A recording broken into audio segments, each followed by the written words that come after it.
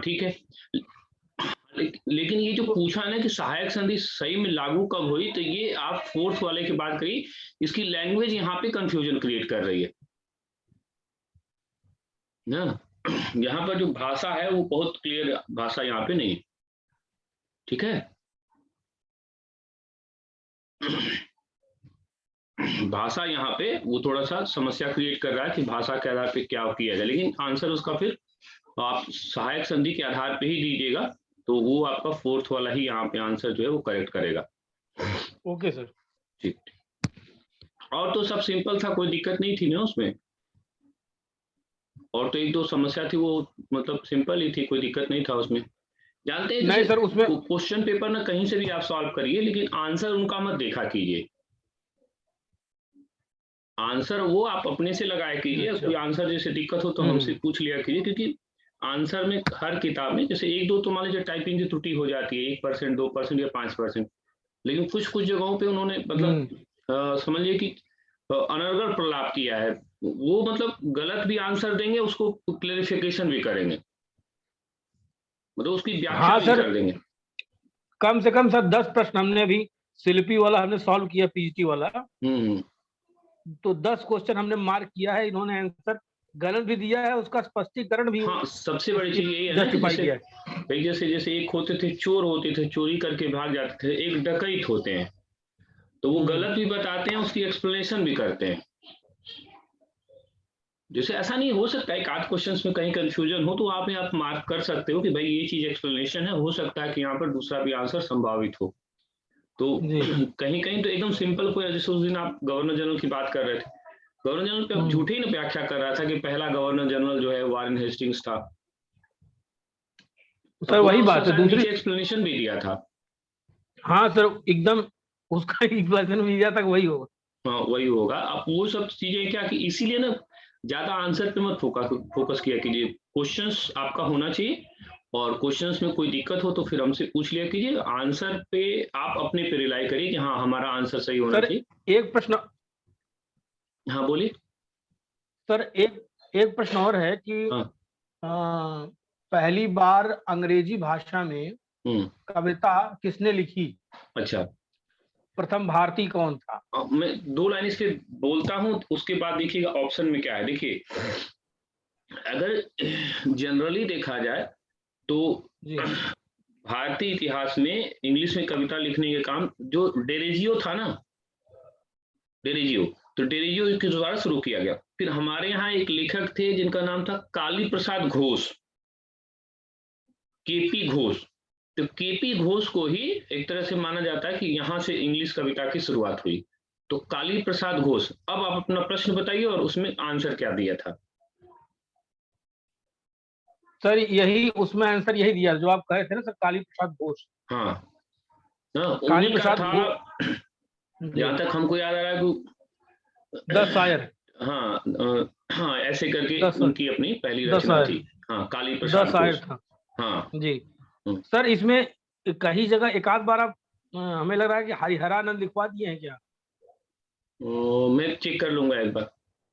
जी ठीक है, मैं एक बार चेक कर लूंगा। ठीक है, ठीक जी ओके। चलिए, अब आई थिंक हम लोग को बहावी आंदोलन शुरू करना है, बहावी आंदोलन की परंपरा को। इससे पहले हो गया ना, बहावी ही शुरू करना है ना? जी सर। हाँ ठीक। अब थोड़ा आराम से पहले सुनिए, फिर मैं एक एक करके आपको लिखाता भी जाऊंगा। चलिए, नेक्स्ट आंदोलन जो हम लोग को पढ़ना है, वो आंदोलन जो हमारा है उसको हम बोलते हैं वहाबी आंदोलन, या इसी को बोलते हैं हम सल्फी आंदोलन। तो पहले एकदम बेसिक लेवल पर हम जाते हैं ना, बेसिक लेवल पे ये जाते हैं कि आखिरकार पहला चीज ये देखते हैं हम लोग कि ये वहाबी आंदोलन, इसको वहाबी आंदोलन क्यों कहा गया, यानी इसका नाम जो है वहाबी आंदोलन क्यों कहा गया। तो पहला चीज ये है कि वहाबी आंदोलन की जो परंपरा है, तो एक संत हैं जिनका नाम है अब्दुल वहाब। तो अब्दुल वहाब ही इसके एक तरह से प्रवर्तक माने जाते हैं, दार्शनिक आचार्य माने जाते हैं। तो अब्दुल वहाब के विचारों से प्रभावित होने के कारण ही, अब्दुल वहाब के विचारों से प्रभावित होने के कारण ही इसे वहाबी आंदोलन कहा गया। ये जो अब्दुल वहाब थे ये एक तरह से अरब की परंपरा के हैं, तो उनके विचारों से प्रभावित होने के कारण से इनको वहाबी कहा गया। अब देखिए दूसरा शब्द लिखा है यहाँ पे कि सल्फी, इसको सल्फी आंदोलन भी कहते हैं। ये बहुत बढ़िया प्रश्न है ना, सिविल में भी कभी आ सकता है, टीईटी पीईटी में भी आ सकता है। तो ये सल्फी क्या है, सल्फी किसको बोलते हैं? तो जब आप इस्लाम की परंपरा में जाएंगे तो इस्लाम की परंपरा में पहली तीन पीढ़ी, पहली तीन पीढ़ी का मतलब क्या हुआ? जैसे हजरत साहब थे, उनके मित्र हैं ना, हजरत साहब हैं उनके मित्र हैं, फिर तबियन हैं उनके मित्र हैं, ठीक है, फिर तबा तबियन हैं और उनकी परंपरा के। तो सल्फी आंदोलन का मतलब, सल्फी का मतलब हुआ कि यहाँ पर इस्लाम के पहले तीन पीढ़ी के विचारकों के विचार को आधार मानने वाले लोगों के समूह को सल्फी कहा गया। इसका मतलब क्या है कि वहाबी आंदोलन क्या हुआ? वहाबी आंदोलन अब्दुल वहाब के विचारों से प्रेरित एक ऐसा आंदोलन जो आरंभिक तीन पीढ़ी के मुस्लिम प्रवर्तकों के विचारों को मूल मानते हैं और इस रूप में इस्लाम की पुनर्स्थापना का प्रयास करते हैं, और इसी आंदोलन को हम वहाबी आंदोलन या सल्फी आंदोलन के नाम से जानते हैं, या इसी को हम तरीक ए मोहम्मदिया नाम से भी जाना जाता है। इसी को तरीक ए मोहम्मदिया नाम से भी जाना जाता है।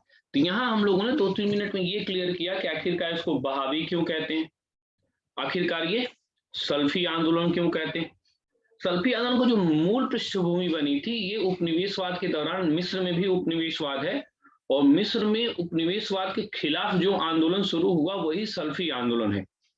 ये अपेक्षाकृत क्या है, अतिवादी आंदोलन भी है, इस्लाम को मूल रूप से शुद्ध रूप में परिभाषित करने वाला आंदोलन है। इसमें एक कैटेगरी ऐसी भी है जो जिहाद की अवधारणा पर भी बल देती है। यानी ये जो वहाबी आंदोलन है अपने आप में एक रिलीजियस मूवमेंट भी है, एक पॉलिटिकल मूवमेंट भी है, और एक प्रकार का रेडिकल मूवमेंट भी है। तो ये इस आंदोलन को हम वहाबी आंदोलन कहते हैं। अब अगर भारत में ले आया जाए इसको, कि भारत में इसकी परंपरा कैसे शुरू हुई, ठीक है, तो भारत में इस आंदोलन के 3 चरण हैं। भारत में इस आंदोलन के 3 चरण यानी 3 फेज में ये आंदोलन हुआ। ये फर्स्ट फेज, ये सेकंड फेज, ये थर्ड फेज, ठीक है। अगर हम फर्स्ट फेज की बात करते हैं तो फर्स्ट फेज में ये देखिए आंदोलन कैसे आगे बढ़ा है। ये देखिए, ये फर्स्ट फेज है, ठीक है, फर्स्ट फेज है। ये देखिए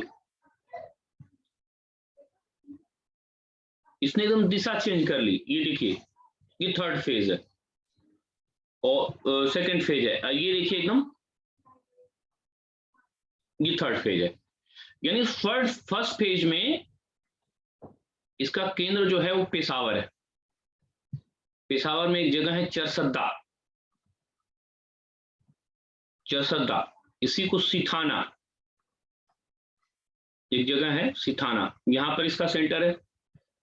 फिर ये बंगाल के किसानों में आ गया, फिर ये थर्ड फेज में पटना में आ गया ना। इसका मतलब भारत में वहाबी आंदोलन के 3 चरण माने गए। फर्स्ट फेज हमारा क्या हुआ, नॉर्थ वेस्ट, उत्तर पश्चिम, पेशावर, चरसद्दा या सिथाना। और इस चरण में एक बरेली के रहने वाले हैं सैयद अहमद, और ये बरेली के रहने वाले हैं इसीलिए इनके नाम पर इनको बरेलवी कहा गया। सैयद अहमद बरेलवी ने इस आंदोलन को शुरू किया, लेकिन पंजाब के संघर्ष में उनकी मृत्यु हो जाती। अब जब बरेलवी की मृत्यु होती है तो यहां से आंदोलन ये शिफ्ट हो जाता है। ये आंदोलन शिफ्ट होकर के चला जाता है बंगाल के किसानों के अंतर्गत। ये बंगाल में चला, और यहां पर जो भूमिका है मीर निसार अली की, उनका नाम है मीर निसार अली। मीर निसार अली की भूमिका हो गई। तीसरा चरण में जैसे ये बंगाल हुआ, इसका सेंटर बदल के पटना हो गया। पटना में 2 भाई हैं, इनका नाम है इनायत अली और विलायत अली, इनके द्वारा किया गया। और 1857 के विद्रोह में यद्यपि कि इन लोगों ने प्रत्यक्ष रूप से भागीदारी नहीं की थी, फिर भी उन्होंने अंग्रेजी सत्ता को समाप्त करने का प्रयास किया था। यानी ये जो आंदोलन है वो उपनिवेशवादी विरोधी के रूप में भी देखा जा सकता है। फिर से देखिए यहाँ पर,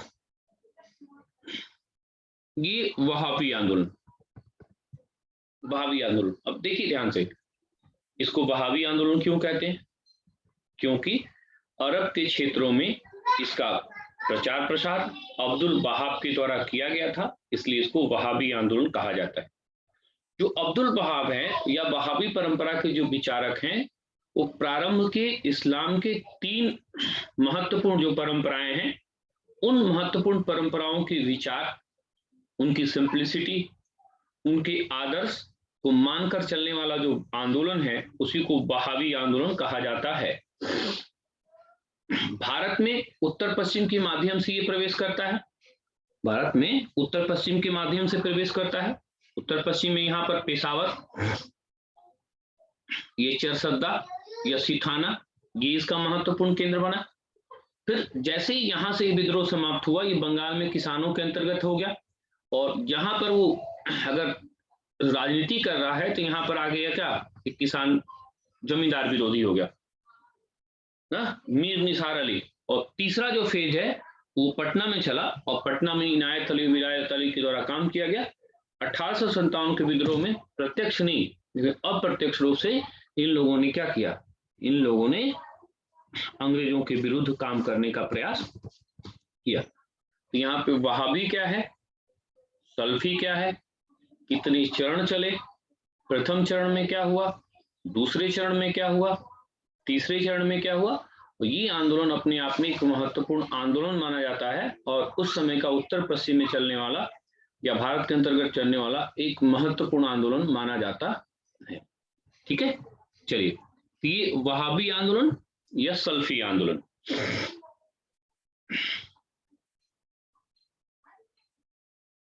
वहाबी आंदोलन का अर्थ या वहाबी आंदोलन क्या था?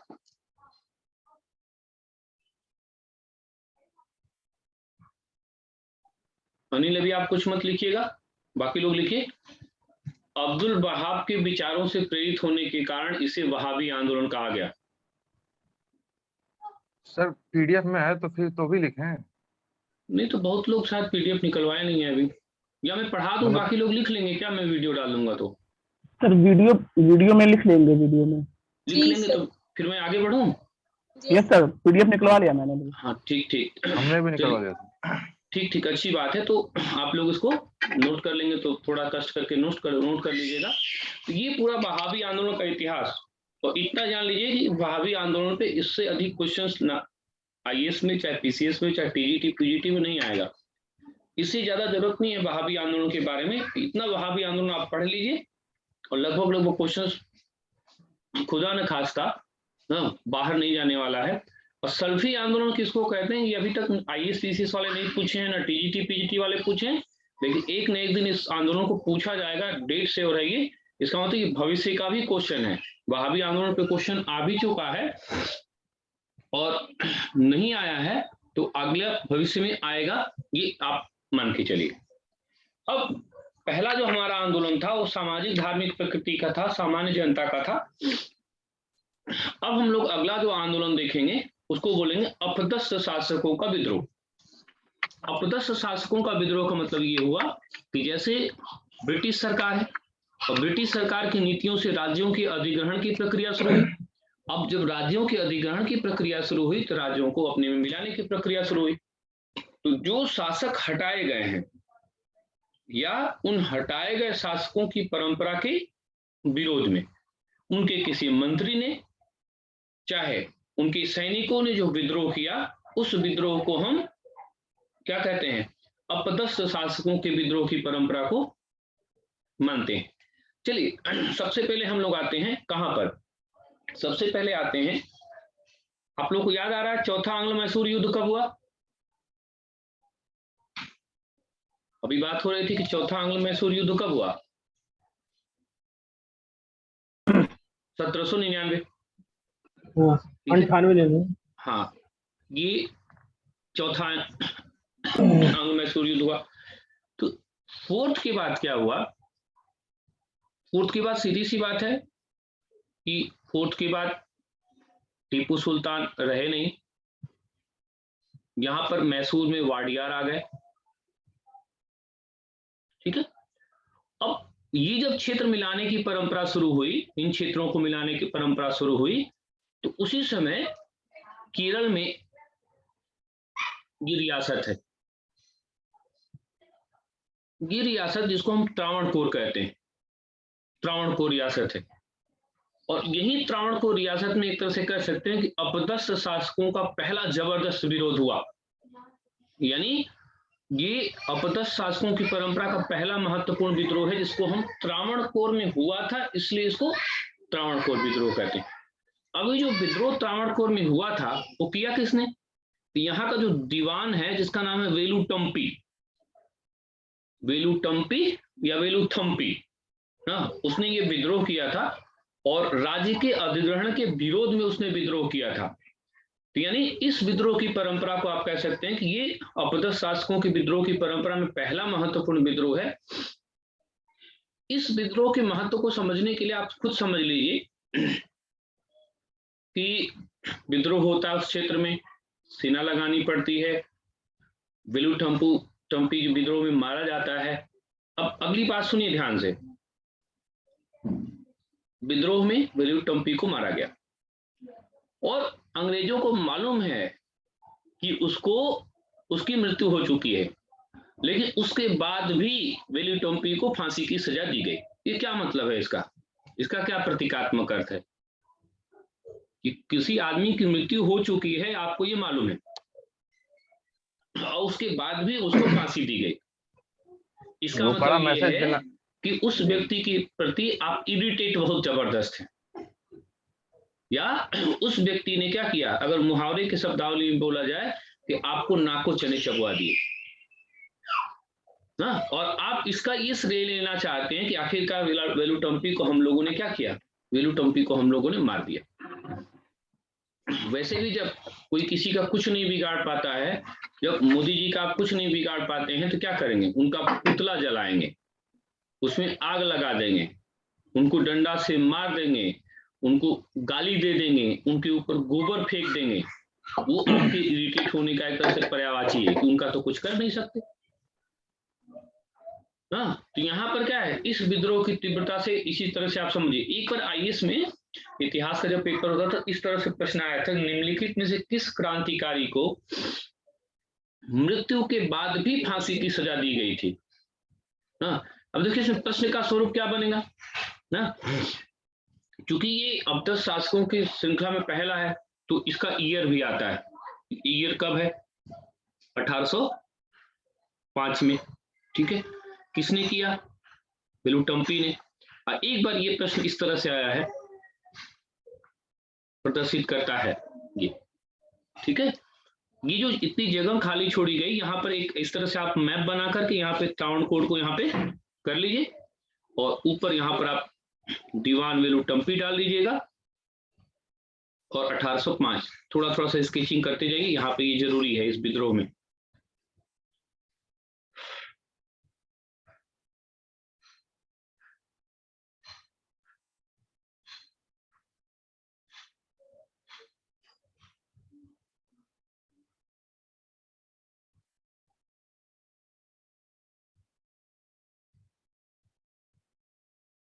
ये त्रावणकोर विद्रोह।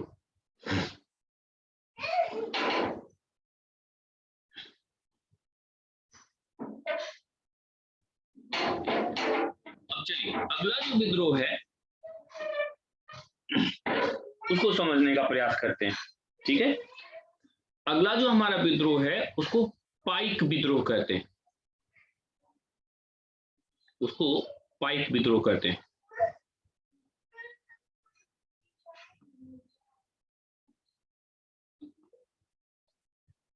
थोड़ा सा बेसिक इसका समझिए।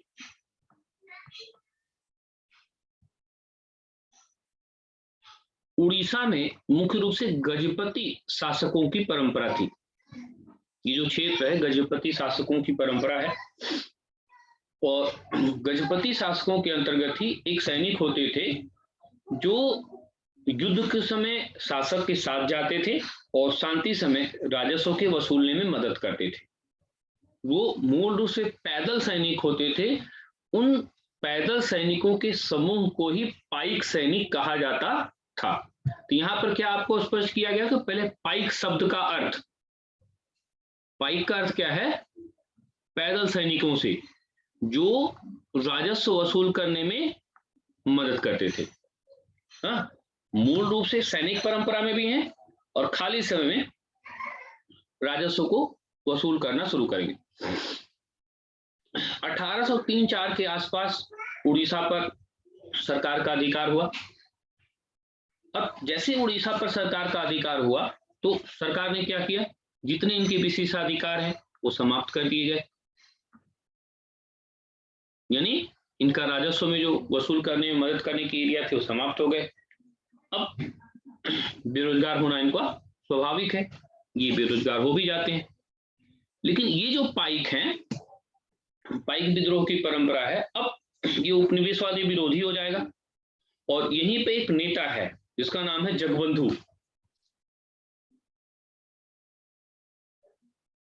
जिसका नाम है ये जगबंधु की परंपरा। पूरा नाम इनका सुनेंगे तो बड़ा मजेदार है। ये खुर्दा जो एरिया है, खुर्दा के महाराजा के सेनापति थे। इनका पूरा नाम क्या था? जगबंधु विद्याधर महापात्र भ्रमरवर राय, ये पूरा इनका नाम है। जगबंधु ने जगन्नाथ के नाम पर उन्होंने विद्रोह किया। विद्रोह की परंपरा जगबंधु के माध्यम से 1817 में शुरू हुई और 1817 से ये 29 तक परंपरा शुरू हुई, चलती रही और जगबंधु की मृत्यु के बाद ये परंपरा जो है वो समाप्त कर दी गई। हालांकि इसमें ये भी हुआ कि बाद में इन सैनिकों के विशेषाधिकार को क्या किया गया, थोड़ा वापस कर लिया गया। ठीक है, नोट्स वाले नोट्स रहने दीजिए, थोड़ा रफ पर भी एक चीज लिख लीजिए और बाद में इसमें ऐड कर लीजिएगा, थोड़ा रफ कॉपी यूज करिए। पाइक का अर्थ, पाइक का अर्थ, पाइक का अर्थ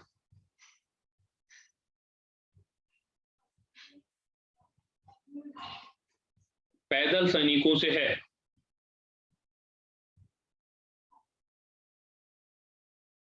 ये सैनिक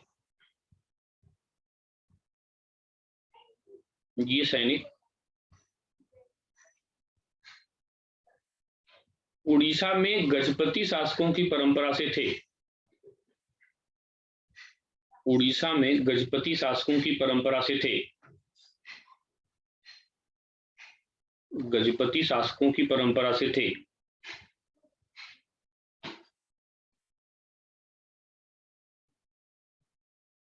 ये राजा के सैनिक अभियानों में भी जाते थे।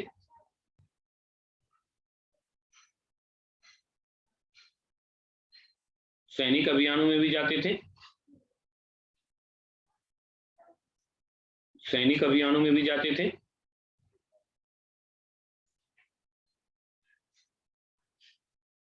और सामान्य समय में राजस्व वसूली का कार्य करते थे।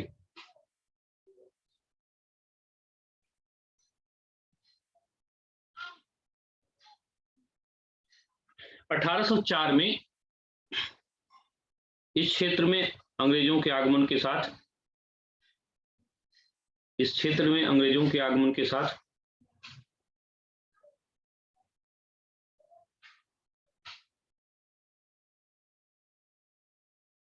अंग्रेजों में आगमन के साथ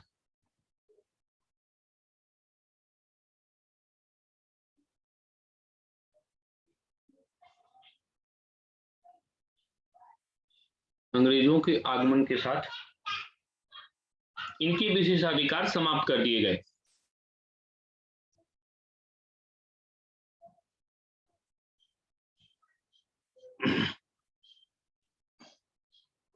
बाद में भगवान जगन्नाथ के नाम पर, जगन्नाथ के नाम पर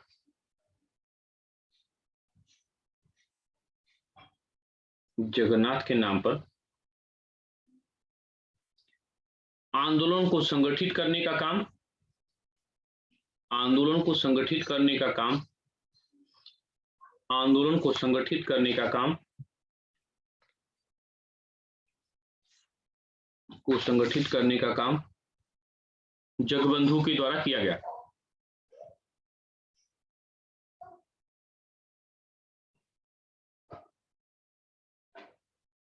जगबंधु के द्वारा किया गया।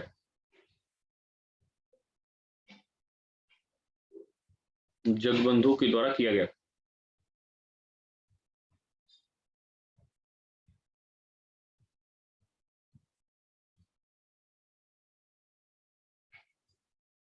उनका विद्रोह 1817 से 1829 तक चला।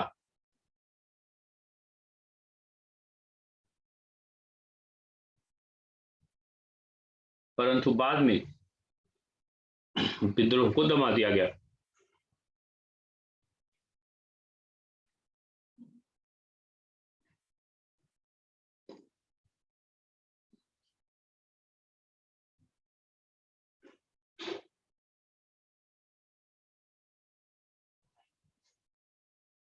प्रश्न कैसे आएगा? पहला प्रश्न इसमें आता है, पाइक कौन थे? इस तरह से प्रश्न आएगा। दूसरा प्रश्न आएगा, पाइक विद्रोह कहां हुआ? और तीसरा प्रश्न आएगा कि पाइक विद्रोह का नेता कौन था? ईयर वगैरह उतना फोकस वो नहीं करते हैं।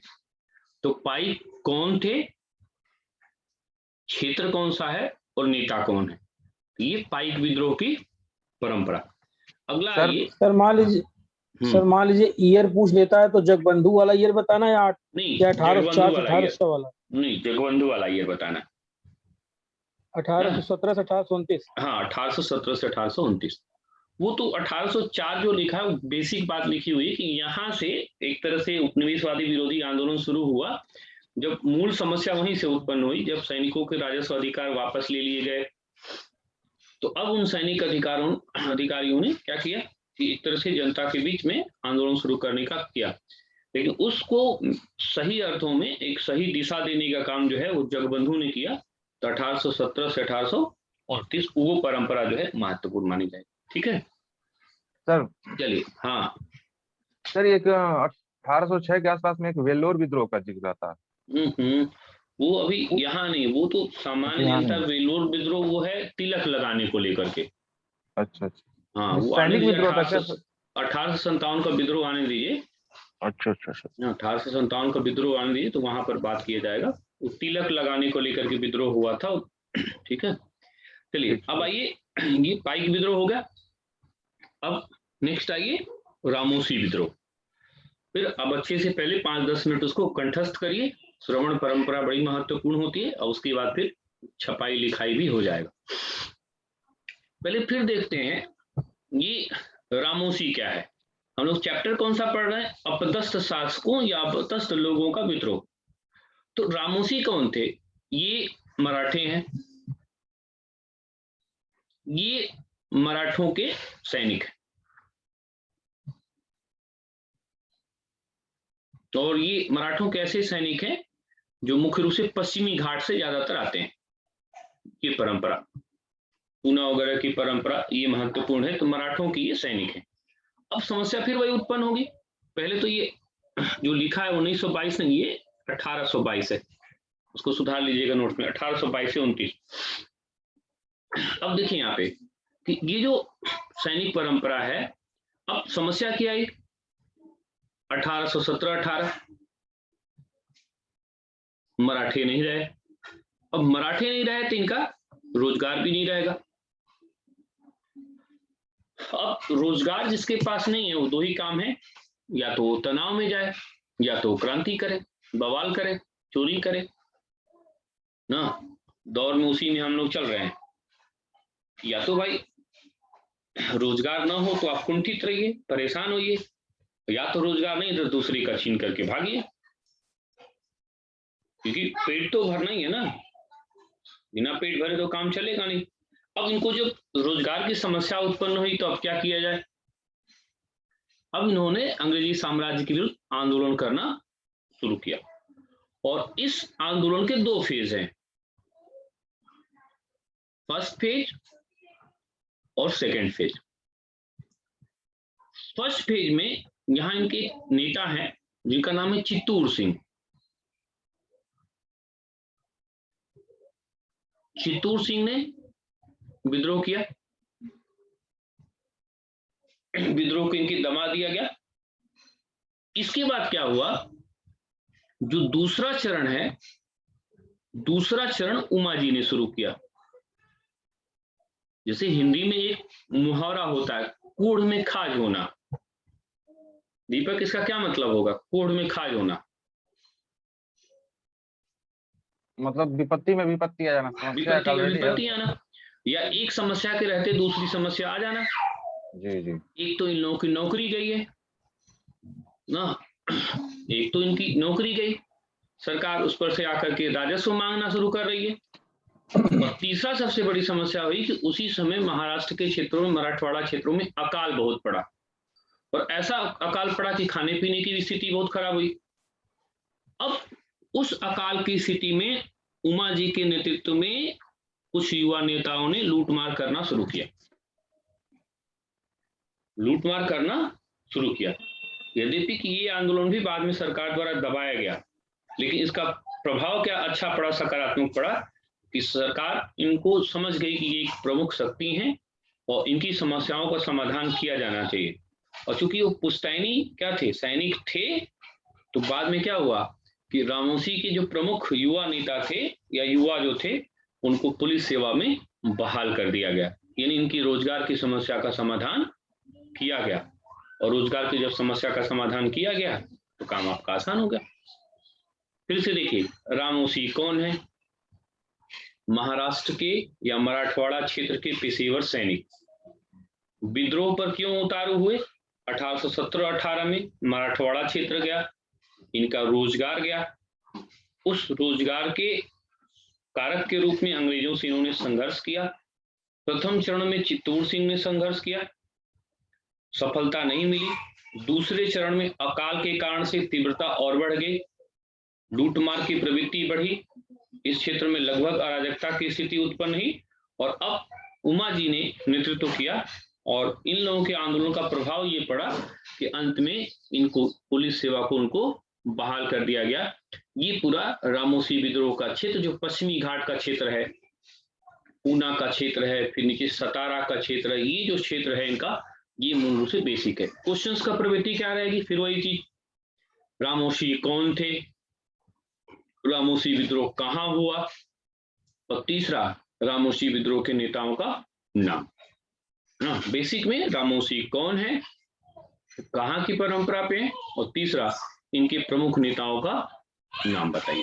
ये रामोसी विद्रोह और रामोसी विद्रोह की परंपरा ना। चलिए ठीक है, लिख लीजिए, थोड़ा सा कुछ चीज इसमें लिख लीजिए, रफ पे ही लिखिएगा। जो लोगों को नोट्स लिए हैं वो भी रफ पे ही लिखिए। रामोसी मूलतः मराठों के सैनिक थे, मराठों के पेशेवर सैनिक थे, मराठों के पेशेवर सैनिक थे।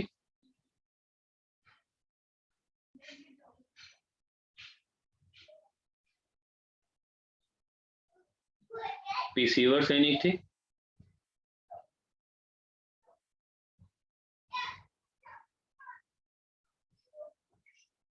मराठा परिसंघ के पतन के बाद, मराठा परिसंघ के पतन के बाद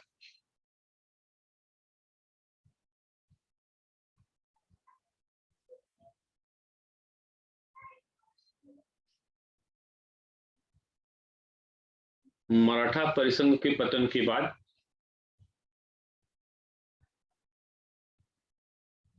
इन्हें रोजगार की समस्या का सामना करना पड़ा। रोजगार की समस्या का सामना करना पड़ा।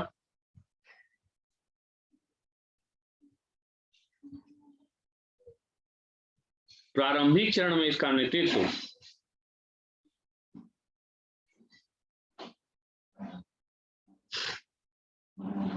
चित्तूर सिंह ने किया।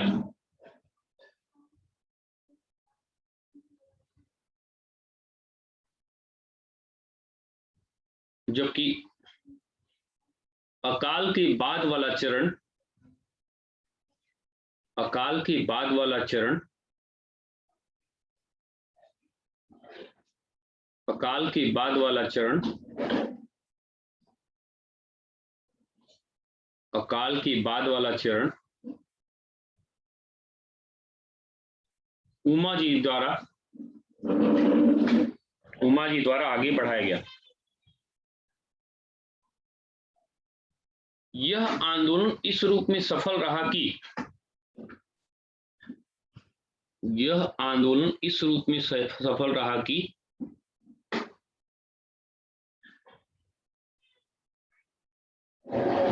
इस रूप में सफल रहा कि अंततः सरकार को उनकी पुलिस सेवा बहाल करनी पड़ी।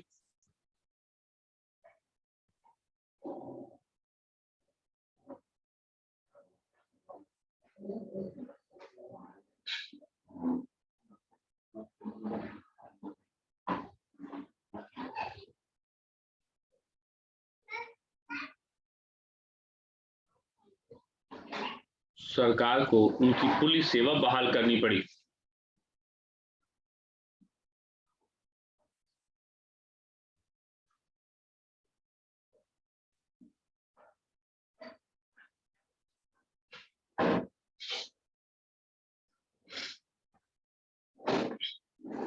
अब देखिए, महाराष्ट्र की परंपरा में ही दो आंदोलन की परंपरा और है जो आपको देखने को मिलेगी ना, थोड़ा सा उस पर चर्चा करते हैं।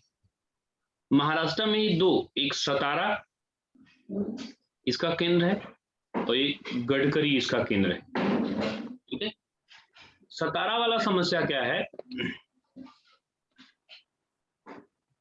ये सतारा वाली समस्या क्या है, यहाँ पर जो शासक थे प्रताप सिंह, और प्रताप सिंह को राजगद्दी से हटाया गया और इस विद्रोह की परंपरा में धाराराव पवार और नरसिंह दत्तात्रेय इन दोनों ने विद्रोह किया। हालांकि ये भी विद्रोह सफल नहीं रहा। दूसरा गडकरी, अब फिर वही चीज है, गडकरी कौन है? भाजपा के पुराने नेता नितिन गडकरी वाला गडकरी। हाँ, नितिन गडकरी वाला गडकरी क्षेत्र। हाँ, तो गडकरी मूल रूप से कौन है? देखिए, ये मराठों के पेशेवर सैनिक है और इनका जो सेंटर था वो कोल्हापुर था। ठीक है, फिर वही चीज होगा, कोल्हापुर में फिर अंग्रेजों का अधिकार हो जाएगा और अब उस अधिकार के विरोध में एक प्रतिक्रियावादी आंदोलन जो शुरू होगा और वो आंदोलन गडकरी विद्रोह कहलाता है, जिसमें कृष्णदास जी पंडित की भूमिका जो है वो महत्वपूर्ण थी। अब देखिए, सतारा विद्रोह कहाँ हुआ, ये तो क्वेश्चन अब आपसे पूछने से रहा, काम खत्म। इसका मतलब सतारा विद्रोह पे ज्यादा भूमिका महत्वपूर्ण होगी किसकी? नेता पर ना। और चूंकि यहां से ये नहीं पूछ पा सकते, हो सकता है कभी डेट भी आपसे मैच कराने को पूछ लें। अब गडकरी विद्रोह जो है, अब गडकरी विद्रोह में ये महत्वपूर्ण है कि ये पहले क्षेत्र ही पूछ लेगा कि क्षेत्र कहाँ था, कोल्हापुर। अब पूछेगा नहीं, ये पीसीएस में आपका जीएस में क्वेश्चन आ चुका है कि गडकरी विद्रोह का क्षेत्र था तो कोल्हापुर था और नेता कृष्णदास जी पंडित। और कारण क्या है? अंग्रेजों द्वारा जो अधिकार किया गया मराठवाड़ा क्षेत्र पर, उसका जो है विद्रोह की परंपरा। तो आप देखिए ध्यान से कि विद्रोह की परंपरा की शुरुआत ना, अगर ध्यान से देखा जाए,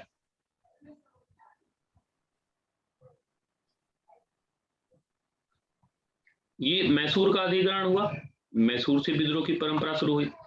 लेकिन मोस्टली हमारा जो मराठवाड़ा वाला क्षेत्र है यही ज्यादा आपको समस्या क्रिएट करेगा। आप देखिए, गडकरी वहीं पे है, सतारा वहीं पे है, रामोसी विद्रोह वहीं पर है। थोड़ी जो समस्या आएगी फिर यहाँ पर, ये उड़ीसा वाला, ये वाला क्षेत्र है।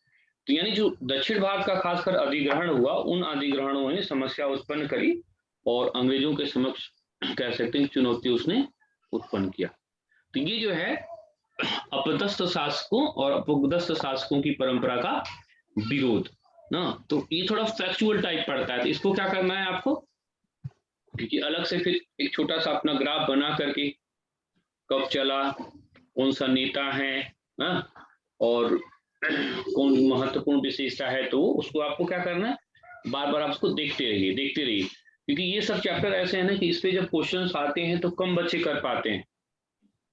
हाँ, वो पढ़ाई भी बहुत स्तर से नहीं हो पाती है, लड़के कहते हैं चलो एक ही क्वेश्चन तो इसमें आएगा, छोड़ देगा ना। बात एक की नहीं है, एक कितना महत्वपूर्ण है ये ध्यान देना है ना।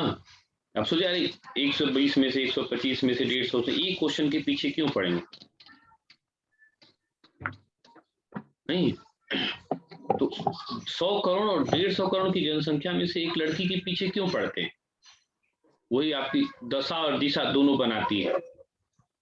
तो उसी तरह से एक एक क्वेश्चन भी आपका दशा और दिशा चेंज करेगा, तो उसको आपको पढ़ना ही पढ़ना है।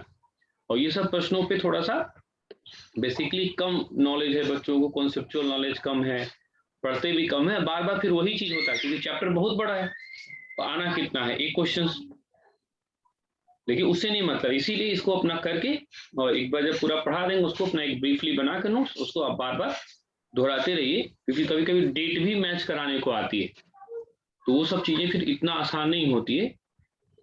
जो भी व्यक्ति पेपर नहीं देता है उसको आसान लगता है, उस साल का पेपर आसान लगता है, जब देगा तो उसको कठिन लगेगा। नहीं तो दे के आएंगे, जो लोग नहीं दे रहे हैं अरे भैया ये वाला क्वेश्चन आप गलत कर दिए, जाइएगा अगले साल देने ना। इसीलिए पेपर परीक्षा देने के बाद किसी को दिखाना नहीं चाहिए। कुछ बहुत फालतू लोग होते हैं वो आपको परेशान करेंगे, भैया आपको ये नहीं आ रहा था, भैया सुबह से पानी नहीं पिए, खाना नहीं खाए, बना के रखिए थोड़ा खिला दो पहले 2 रोटी उनको। आप सोचिए कि एक व्यक्ति जो है वो सुबह से गया है, न खाना खाया है, न ठीक से पानी पिया है, रात में भी बहुत अच्छे से नहीं सोया है। पहले आपको ये होना ही नहीं चाहिए कि पेपर पे आप कमेंट कर रहे हैं, पहले उसको कर दीजिए भैया बाहर से आए हैं, आपके लिए 2 रोटी बनाए हैं, 2 रोटी सब्जी खा लीजिए, पानी पी लीजिए, गुड़ से कर लीजिए ना। अब बात करो थोड़ा सा ठंडे दिमाग से, नहीं और ऊपर से भी कमेंट शुरू हो जाता है आपको ये नहीं आता है, अरे बाप रे क्या बताएं हम क्या नहीं आता है। तो बाहर से बहुत से क्वेश्चंस आसान लगते हैं, नहीं जैसे हम लोग क्रिकेट देखते थे, अरे इस सहवाग से कैसे कैचवा छूट गया, थोड़ा अपने ग्राउंड में उतर के देख लीजिए कैसे छूटता है।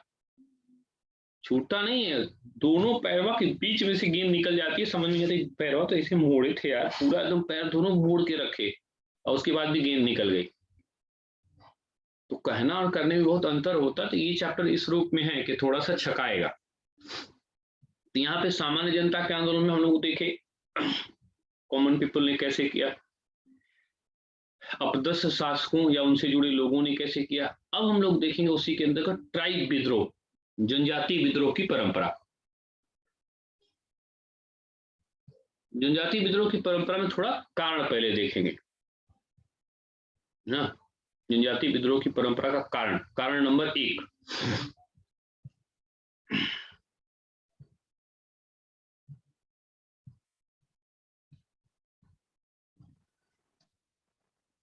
लिखना है सर। क्या इतना कष्ट करेंगे, क्या करेंगे लिख के। सर एक चीज बताइए, जो आप लिखवाए हैं रफ में, हम लिखने के लिए बोले हैं, हाँ, इसको उसमें एडजस्ट कर देंगे, लिखा जाएगा, लिख देंगे उसमें। अगर लिखा जाएगा तो लिख दीजिएगा, नहीं लिखा जाएगा सर। हाँ तो लिख दीजिएगा। चलिए इतना हुनर तो है सर। हुनर बहुत है आप लोगों में, बस लोग नहीं पहचानते हैं ना। चलिए हम लोग एक कारण पे बात करते हैं कि जनजातीय विद्रोह क्यों हुआ। विवेक 2-3 कारण ऐसे बताइए जिसके कारण से जनजातियों ने विद्रोह किया। सर पहला कारण तो यही है कि जनजातियों का अपना स्वत्वाधिकार क्षेत्र होता है, उनका अपना बिलीफ सिस्टम होता है, अपना रिचुअल सिस्टम होता है, अपना मतलब फूड बिहेवियर होता है, अपना वर्क स्टाइल होता है। उसमें अगर कोई भी इंटरप्शन, इसके पहले जनजातियों के इस स्वत्वाधिकार क्षेत्र को में किसी प्रकार का इंटरफियरेंस न तो राजाओं ने किया, न तो जमींदारों ने, न ही सामंतों ने, ना तो हम लोगों के किसी शासकों ने पहले किया था जी। इसके पहले ना समुद्रगुप्त भी देखिए जनजातियों को उसने कहा कि आप एज इट इज रहो, बस हमारी बात को आप सुना करो। प्लस अशोक भी 8वीं जनजातियों के लिए यही कहता है। हाँ कि आप लोग शांति से रहिए, अपना काम करिए और राज्य के खिलाफ न जाइए। तो कहीं ना कहीं जो है यही है कि इनकी अपनी एक प्राइवेसी रही है और उसमें किसी प्रकार का इंटरफियरेंस इनको चूंकि हुआ नहीं, तो इसलिए ये स्वतंत्र जीवन के आदी हैं और उसमें हस्तक्षेप बर्दाश्त नहीं करते। ठीक है, यही एक प्रमुख कारण रहा कि अंग्रेजों ने जब इनके बिलीफ सिस्टम पे, रिचुअल सिस्टम पर, इनके अधिकार को लेकर के जंगल आपके नहीं हमारे हैं, ये राज्य की संपत्ति है, जो अभी तक ये जंगल को अपना मानते रहे हैं, क्योंकि ये मानते हैं कि अगर हम हैं यहाँ पर तो ये पूरा स्वामित्व हमारा है। ठीक है। तो जैसे उनका व्यवसाय भी उसी पर आधारित है, जंगलों पर ही था। चलिए ठीक है, उसी को हम लोग थोड़ा सिस्टमेटिक रूप में बात करते हैं। जैसे ये जो ट्राइब है,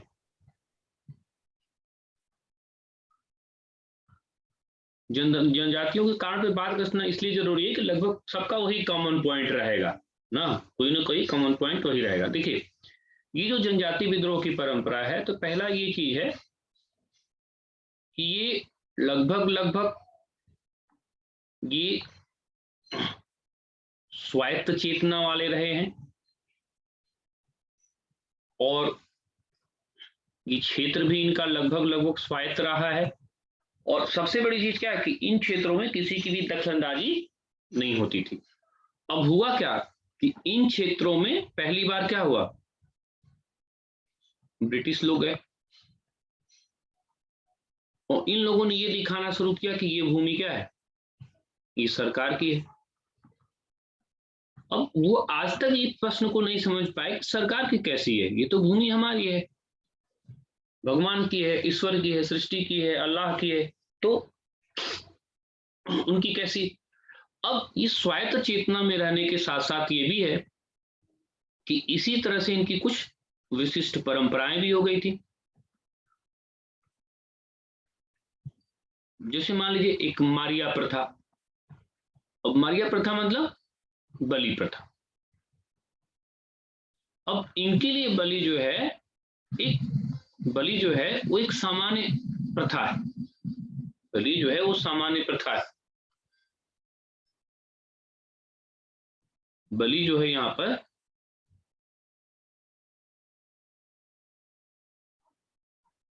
तो ये एक उनके लिए बलि क्या है, एक संस्कार है। और सरकार क्या करेगी, कहेगी इस पर हम प्रतिबंध लगाएंगे, ये तो मानवता के खिलाफ है। तो उनको लगता है ये तो सामान्य बात है, इससे क्यों आप परेशान हो रहे हैं।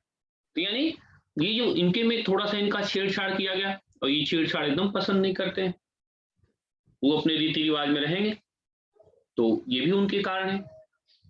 अगला देखिए कि ये जो वन भूमि है,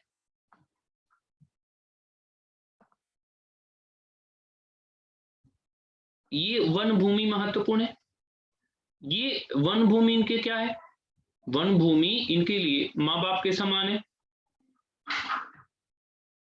अब 1872 में एक्ट आया, उसमें ये कहा गया कि ये वन भूमि सरकार की है। अब उन्होंने कहा कि अरे सरकार की कैसे हो गई, ये तो हमारे माई बाप की तरह से है। सरकार ने कहा कि नहीं, ये हमारी भूमि है, आपको इस पर टैक्स भी देना पड़ेगा। तो वन भूमि क्या है, वो तो हमारे ट्राइब्स हैं, उन ट्राइब्स का क्या है, जीवन का आधार था। वही उनके लिए आश्रय भी था, वही उनके लिए खाने पीने का माध्यम भी था, वही उनके कर सकते हैं कि खेल का आश्रय भी था, मनोरंजन का आश्रय भी था, यहां तक कि कपड़े का आश्रय भी वही था। तो वन भूमि उनके लिए सब कुछ था। अब सरकारों के आने के बाद क्या हुआ, सरकारों के आने के बाद ये परिवर्तन शुरू हुआ कि नहीं, ये तो है ही नहीं, ये तो आपका सेक्टर ही वही नहीं है। अब उन्होंने पहली बार सुना कि रे ये तो सब सरकार है, सरकार क्या होता है। तीसरा देखिए क्या है, ये जो जनजाति विद्रोह है, इसके अंतर्गत एक नया तत्व भी देखने को आपको मिलेगा। थोड़ी सी मैंने इस पर बात करी थी, इसको बोलते हैं मसीहाई आंदोलन। कि यहां पर कई लोग ऐसे आए जिन्होंने अपने आप को मसीहा घोषित किया, जैसे बिरसा मुंडा। और इन लोगों ने क्या किया कि लोगों के मन में से, लोगों के मन मस्तिष्क में से अंग्रेजों का डर निकालने का प्रयास किया। लोगों का इन पर इतना ट्रस्ट हुआ, जैसे बिरसा मुंडा कई भाषण दे रहे हैं, बिरसा मुंडा भाषण दे रहे हैं कि अंग्रेजों को हमको हराना है। एक व्यक्ति खड़ा हुआ, उसने बोला बाबा कैसे हराएंगे, उनके पास बंदूक है ना। बंदूक को बोला नहीं होगा, बोला होगा दम्बूक है। क्यों? अगर महिला आंचल की दृष्टि से देखा जाए तो बोला होगा कि बाबा उनके साथ क्या है, दम्बूक है। बिरसा मुंडा भाषण दे रहे थे, प्रवचन दे रहे, उन्होंने कहा ठीक है कोई बात नहीं, मेरे पर विश्वास करते हो ना, मैं देखो मंत्र मार रहा हूं। क्या? उनकी बंदूक की गोली, बंदूक से गोली निकलती है ना, बंदूक से थोड़ा डर लगता है, डर तो गोली से लगता है। तो मैं मंत्र मार देता हूँ, उनकी गोली क्या होगी, पानी बन जाएगी। अब बताओ, जब उनकी गोली पानी बन जाएगी तो अब तुम्हारा जो तीर है, तुम्हारा जो धनुष है, क्या वो तीर अब अंग्रेजों को नहीं चीर देगी? काटूंग बाबा मार देंगे, एनर्जी लेवल बढ़ गई। और युद्ध वगैरह में ना बस मेंटल लेवल ही महत्वपूर्ण होता है, युद्ध नहीं किसी काम में। मन के हारे हार है, मन के जीते जीत। ठीक है। अब बिरसा मुंडा ने कहा कि देखो मसीहा हूं मैं, ईश्वर हूं मैं, और मुझको तो कोई कुछ मेरा कुछ कर ही नहीं सकता ना। उसका क्षेत्र बढ़ने लगा, उसका प्रभाव बढ़ने लगा। सरकार ने क्या किया, उसको गिरफ्तार करवा दिया। अब देखिए और मजेदार बात, गिरफ्तार करवाया और 3-4 दिन के बाद उसको बिरसा मुंडा को छोड़ दिया। बिरसा मुंडा फिर अपने क्षेत्रों में आया, बोला देखे ना, ईश्वर को कोई गिरफ्तार करके रख सकता है? नहीं, सरकार को भी अंततः छोड़ना पड़ा कि नहीं। अब तो तुमको विश्वास हुआ, अब विश्वास हुआ ना कि मैं कुछ हूं। लोग उन पर ट्रस्ट करने लगे और उनको भगवान मानने लगे। स्वतंत्रता के बाद कुछ दिन आप भगवान नहीं भी माने, लेकिन आज के क्षेत्र में रांची और झारखंड बिरसा मुंडा के नाम से ही जाना जाता है। आप वहां के रेलवे स्टेशन से उतरिए और वहां की राज्य की संसद तक पहुंच जाइए, और किसी 10 कदम चलने पर भी अगर बिरसा मुंडा का नाम, उसकी स्टेचू न मिल जाए तो आप जाके देखिए ना, वो एक नंग धड़ंग आदमी एकदम तीर धनुष लेकर के और रांची स्टेशन पर आपका स्वागत करता है, आइए काटूंग बाबा, काटूंग बाबा। तो ये भी हुआ कि एक मसीहाई आंदोलन के कारण भी ये विद्रोह की प्रवृत्ति बढ़ी। तो इसका एक कारण आपका कि ऐसे लोगों का उत्थान हुआ जिसको हम कह सकते हैं कि मसीहाई थे, और जिन्होंने लोगों के मन में से डर खत्म किया, जो समस्या है उसका समाधान किया जाए। इसी के अंतर्गत जनजाति विद्रोह में एक नई परंपरा भी देखने को मिलती है। नई परंपरा मिलती है जिसको कहते हैं संस्कृताइजेशन, इसको बोलते हैं संस्कृताइजेशन, संस्कृतिकरण।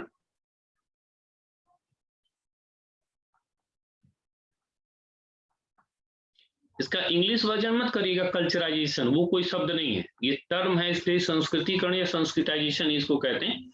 ये ई श्रीनिवासन का अवधारणा है। उसी के अंतर्गत क्या हुआ कि जनजाति विद्रोह में एक भगत परंपरा शुरू हुई। भगत परंपरा क्या होती है? भक्त परंपरा। तो भक्त परंपरा के लोगों ने ये कहा कि जनजातियों ने, ये कुछ लोग आए ऐसे उनके, जिन्होंने ये कहा कि हम पीछे क्यों हैं, लोग हमारा आदर भाव क्यों नहीं करते हैं। तो बोलते हैं कि ऐसा थोड़ा कोई व्यक्ति किसी का आदर भाव नहीं करता है, हर व्यक्ति सबका आदर भाव करता है, वैसा हमको रहना भी तो चाहिए। अब बताइए, जैसे मान लीजिए आप किसी के कमरे में गए, अब किसी कमरे में गए तो आप बोले कि भैया बैठिए, बेड पर बैठे, बेड पर बैठे हैं तो बेड के बगल में एक बोतल वहां फेंकी हुई है, खाली बोतल ना, वो सामने देख रहे हैं 3-4 बोतल वहां फेंकी हुई है ना, यहाँ पर प्लेट में मुर्गा का टांग वगैरह फेंका हुआ है, मुर्गा का टांग वगैरह फेंका हुआ है। तो ये जो महत्वपूर्ण है कि ये महत्वपूर्ण परंपरा। तो अब बताइए कि अगर आदमी वो दूसरी बार आपको बुलाएगा तो आप जाएंगे? दूसरी बार बुलाएगा तो आप जाएंगे कि भैया आइए मेरे घर आ जाइए, तो आप बताइए कि जाएंगे कि नहीं जाएंगे? थोड़ा पहले बुलाना चाहिए था। थोड़ा पहले बुलाना चाहिए था, थोड़ा पहले बुलाना चाहिए था।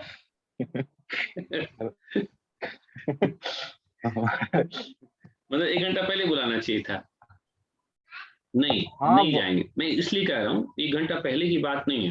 पहली बात देखिए, मुर्गा खाना, मछली खाना वो सब समस्या नहीं है। समस्या ये है कि आपने मुर्गा खाया है, आपने शराब पी है। शराब के बॉटल, ऐसा कौन है कि शराब नहीं पीते हैं लोग? पीते हैं। शराब का बॉटल अपने जगह पे उसको रख दीजिए, उसको कूड़ेदान में डाल दीजिए। आपका जो गंदा प्लेट है उसको सही करके रख दीजिए। कभी कभी आपका आचरण भी इतना दोषपूर्ण होता है कि लोग आपसे हटेंगे। इसको हम बोलते हैं आंतरिक समाज सुधार कार्यक्रम। उन्होंने क्या किया कि एक ऐसा आंदोलन चलाया, भगत आंदोलन, जिसमें इन लोगों ने मांस का परित्याग किया, मदिरा का परित्याग किया ना। कुछ विशेष रूप से विशेष लोगों की परंपरा को उन्होंने अपनाया, उसी तरह से रहना शुरू किया। तो ये सब कह सकते हैं कि ये जनजातीय परंपराओं में इन सब चीजों का विशेष रूप से योगदान आप देख सकते हैं। और इन्हीं सब का समुच्चय एक अभिव्यक्ति जो है, वो अभिव्यक्ति आपके जनजातीय आंदोलनों में देखने को मिलती है। तो लगभग सभी जनजातीय आंदोलन में लगभग कॉमन पॉइंट है। कहीं कहीं पे कुछ कुछ विशेष उसमें मिल जाएगा, लेकिन ज्यादातर जो जनजातियां हैं स्वायत्त चेतना के रूप में है। अंग्रेजों ने उनकी स्वायत्तता की चेतना के साथ पहली बार छेड़खानी की, उसको वो नहीं पसंद करेंगे। बाहर के तत्वों को बहुत हाइजीनिक है, बाहर के तत्व को एक नहीं पसंद करते हैं। आज भी देखिए, जो आदिवासी परंपरा के लोग बाहर की शराब तक नहीं पीते हैं। वो ज्यादातर वही शराब पीते हैं जो अपने हाथ से बनाए रहते हैं, जड़ी बूटी वाला डाल के, या अगर पीते भी हैं ना तो पौवा नहीं पीएंगे 80 रुपए का। ढंग के जो आदिवासी हैं वो फिर वही 4000 रुपए वाली बोतल निकलेगी, ताकि नुकसान भी नहीं करती। हाँ, जो संभ्रांत है उनकी बात करें, बाकी तो जो पैसा नहीं है और पीना है तो 300 रुपया का मिल जाए, आधा पौवा जो मिल जाए सब चलेगा। अच्छा, आप लोगों को एक चीज मालूम है कि नहीं कि झारखंड में शराब पर टैक्सेशन बहुत कम है। जो शराब की बोतल आपको इलाहाबाद में 80 रुपए की मिलेगी, वहां 35 रुपए मिल जाएगी। सर टैक्सेशन तो हरियाणा में भी कम है। हाँ, टैक्सेशन बहुत कम है वहां, तो खैर परंपरा ही वैसी है ना झारखंड में। तो वो बोतल आपको 30-35 रुपए मिल जाएगा। और वहाँ ज्यादातर जो ट्राइबल सोसाइटी है, तो वहां पर जैसे हम लोग क्या, मान लीजिए अभी भी कोई है कि बॉटल खरीद रहा है तो ठीक है, भले पीता है, लेकिन अभी भी बॉटल को छुपा के लोग ले जाते हैं, पन्नी में लपेट लेंगे, किसी चीज में लपेट लेंगे। वहां पर आप सामान्य सड़क में देखेंगे तो कुछ नहीं होगा। जैसे एक मजदूर होगा, काम करते रहेगा, वो आएगा, वहां पर मुर्गा वगैरह भी बहुत सस्ता है, तो अपना आया, यहाँ पर अपना गमछा बांधा है, गमछा में अपना बोतल का अपना शीशी रखा हुआ, वो उसे मांगा 2 पीस दो, अपना 2 पीस लिया, बोतल निकाला, ऐसे सामान्य दुकान पे भी बैठा, थोड़ा सा पिया, पूरा पिया भी नहीं, पिया, फिर काम पर निकल गया। तो अगर हमारे यहाँ, अगर यूपी में इस तरह का कोई काम करेगा तो सब लोग उसी की तरफ देखना शुरू कर देंगे। वहां ऐसा नॉर्मल बात है। हाँ, हम इसलिए भी ये सब चीजें आपको बता रहे हैं कि मैं काफी सालों तक वहां रहा भी हूँ, तो उनके बीच में रहा हूँ, तो सब लगभग लोग उनकी स्थिति में जानता हूँ। तो वहां पे ये नहीं कि नहीं सब आदमी देख रहे हैं, ये तो दारू पिया ना, वो नॉर्मल है ना, किया, और दुकानदार भी नहीं बोलेगा कि यहाँ दारू मत पियो, कुछ नहीं, और कोई हंगामा वाली बात नहीं है। अपना वो निकाला, 2 घूंट किया, उसके बाद फिर वो निकल गया। तो ठीक है, ऐसा नहीं, कोई कहने का मतलब ये कि उनका अपना कुछ विशिष्ट परंपरा है। तो आप लगी वहां पर बहुत आचरण योग्य बनेगी, बताइए दारू पीना तो देश के लिए सही नहीं है, स्वास्थ्य के लिए सही नहीं है, हाई नहीं सही है, हाउ नहीं सही है, वो आपकी रीडिंग नहीं करेगा, वो उसके व्यवहार में शामिल है। तो ये है कि जो हमारा एक कल्चर है, उस कल्चर में खासकर जो ट्राइब सोसाइटी का कल्चर था, उस ट्राइब सोसाइटी कल्चर में जो हस्तक्षेप हुआ अंग्रेजों का, उस हस्तक्षेप के विरुद्ध एक चेतना जो जागृत हुई, उसी को हम जनजातीय चेतना के नाम से जानते हैं। बस इसी को ब्रीफली जल्दी से अपना लिख लीजिए। कारण नंबर 1,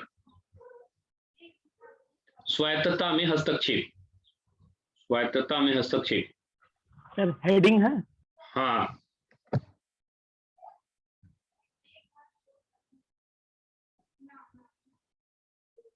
स्वायत्तता में हस्तक्षेप।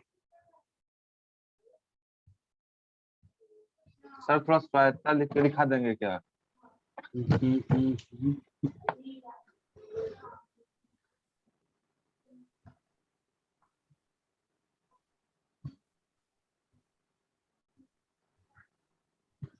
स्वायत्तता में हस्तक्षेप लिखिए।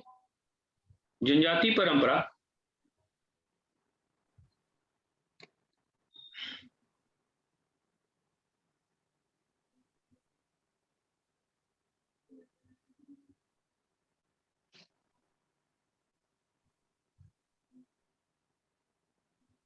जनजाति परंपरा की विद्रोह के मुख्य कारण, क्या विद्रोह का मुख्य कारण?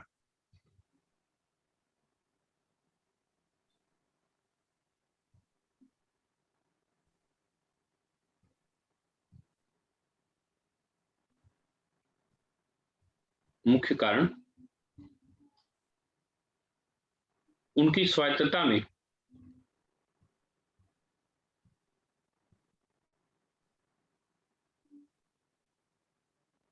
अंग्रेजों द्वारा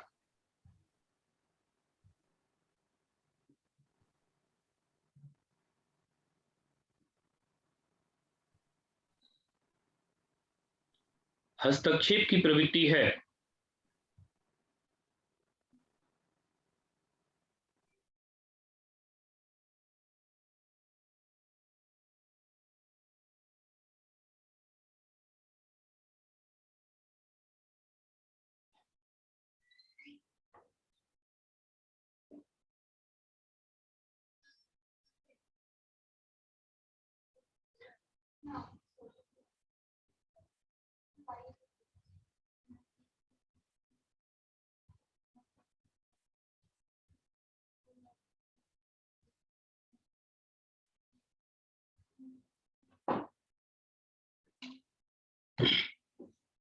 दूसरा,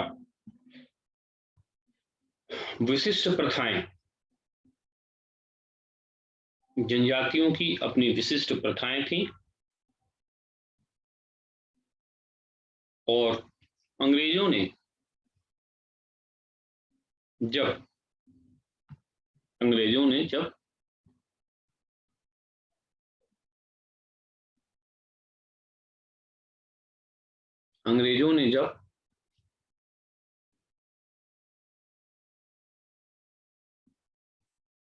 सामाजिक सुधार की प्रक्रिया शुरू की गई, सामाजिक सुधार की प्रक्रिया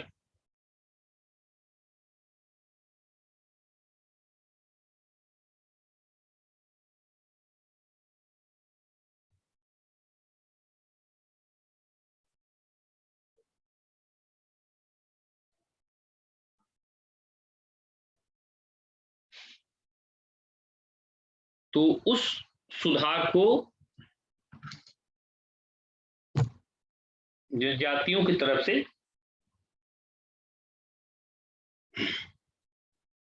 नकारात्मक रूप दिया गया,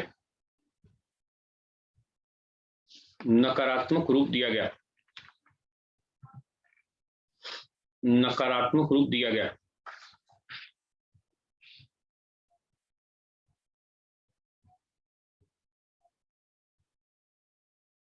तीसरा, वन कानून।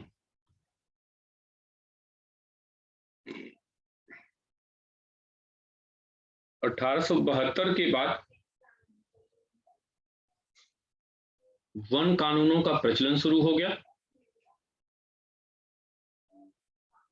वन कानूनों का प्रचलन शुरू हो गया।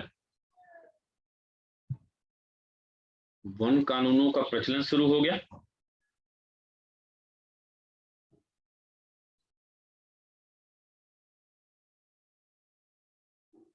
वन कानूनों का प्रचलन शुरू हो गया और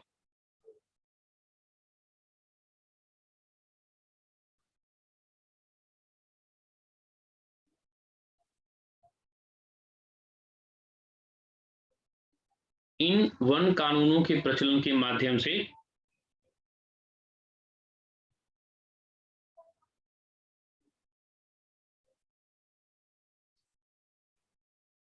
जनजातियों की मूलभूत सुविधाएं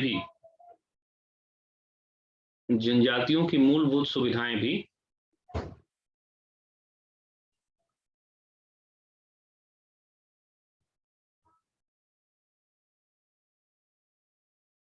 मूलभूत सुविधाएं भी संकट में चली गई।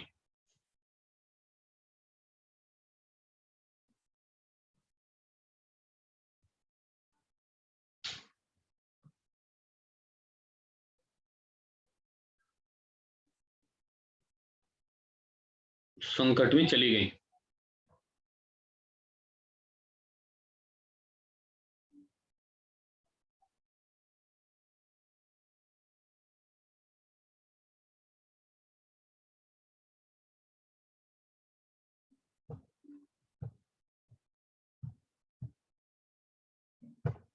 संकट में चली गई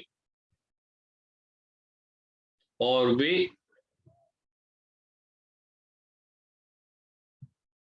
विद्रोह करने के लिए तत्पर हुए।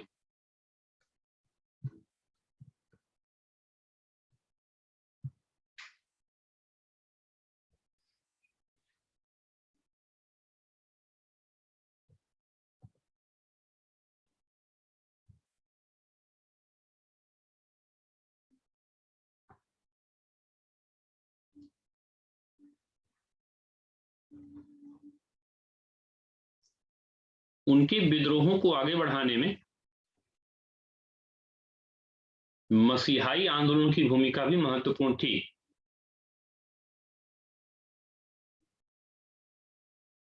जिन्होंने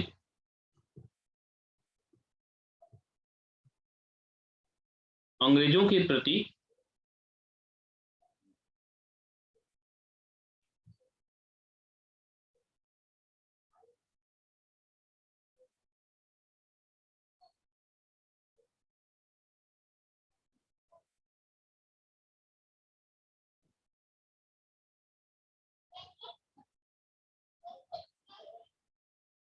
डर को समाप्त किया।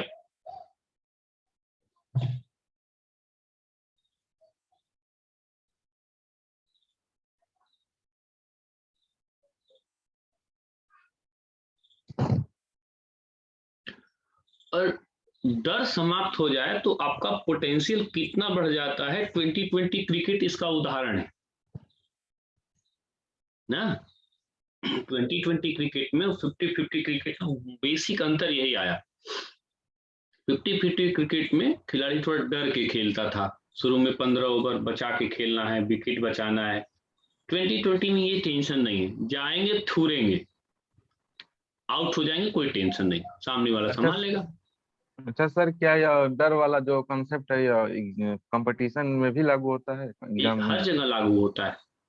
डर के ही तो आप फेल होते हैं, डर के ही तो फेल होते हैं। और आप इतनी परीक्षा पास करने गए कि कई परीक्षा फेल कर गए। फेल करने जाया कीजिए, थूरने जाया कीजिए। थूरने का मतलब, इसका मतलब निगेटिव नहीं, इसका निगेटिव अर्थ पॉजिटिव अर्थ है कि खूब मेहनत करिए, 100% मेहनत करने जाइए ना, 100% मेहनत करके जाइए। और ये देखने जाइए कि चलिए इतिहास पढ़ के गए हैं ना, देखते हैं इतिहास में क्वेश्चन कहाँ से आते हैं। हमारा इतिहास का उनका टक्कर होगा।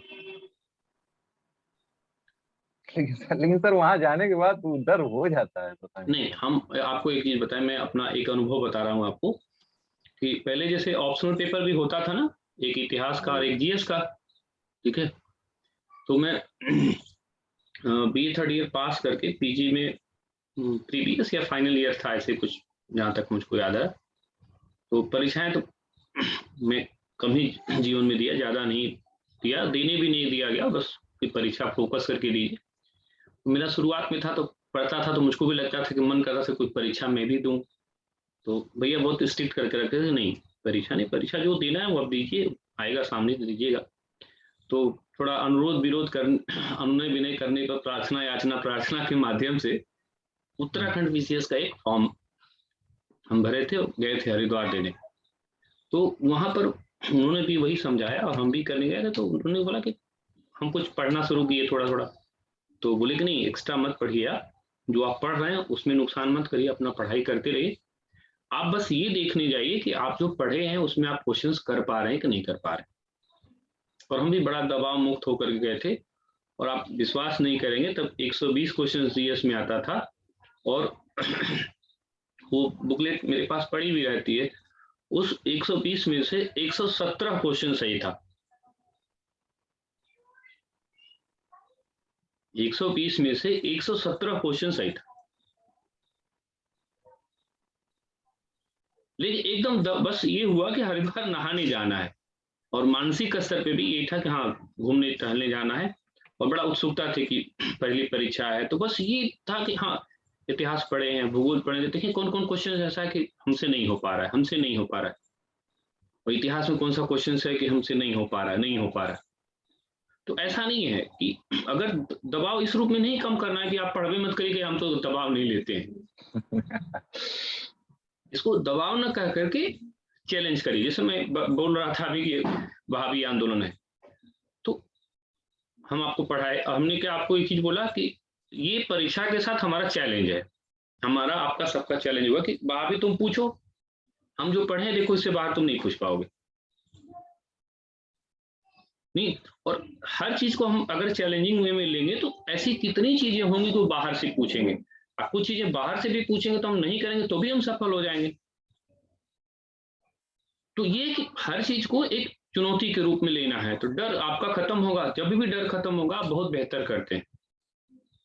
लेकिन यह है कि डर खत्म करने का मतलब प्रैक्टिस बहुत चाहिए, मेहनत बहुत चाहिए, और पॉजिटिव थॉट का होना चाहिए। ये नहीं कि नहीं रोने गाने लगे, आप एक चैलेंज लेके चलिए कि पेपर वाला भी तो पेपर बनाएगा, और आप भी पेपर बनाएंगे, आप भी क्वेश्चंस मन में बनाया कीजिए, कैसे आपसे पार पा जाएंगे। और आप तो नई पीढ़ी वाले हैं, ऊर्जा लेवल ज्यादा है, लेकिन यहाँ तो नई पीढ़ी वाले पता चला 20 साल में देखने में लगता है कि 70-75 के हैं, इतना दबाव ओढ़ के रखते हैं, तो उस पर फिर 70-75 वाला भारी पड़ जाता है। आप जिस तरह के हैं उस तरह का देखा भी कीजिए, ऊर्जा लेवल बेहतर होगी तो आप अच्छा कर पाएंगे। चलिए, और ये आदर्श नहीं, व्यवहार में भी इसको ढाल के आप देख सकते हैं ना सर। ये जो परंपरा है, हाँ विवेक सर यही जो आप बता रहे हैं सर, ये दबाव वाला, एक दबाव वाला जैसे सर 2000 पीसीएस 18 वाले पीसीएस में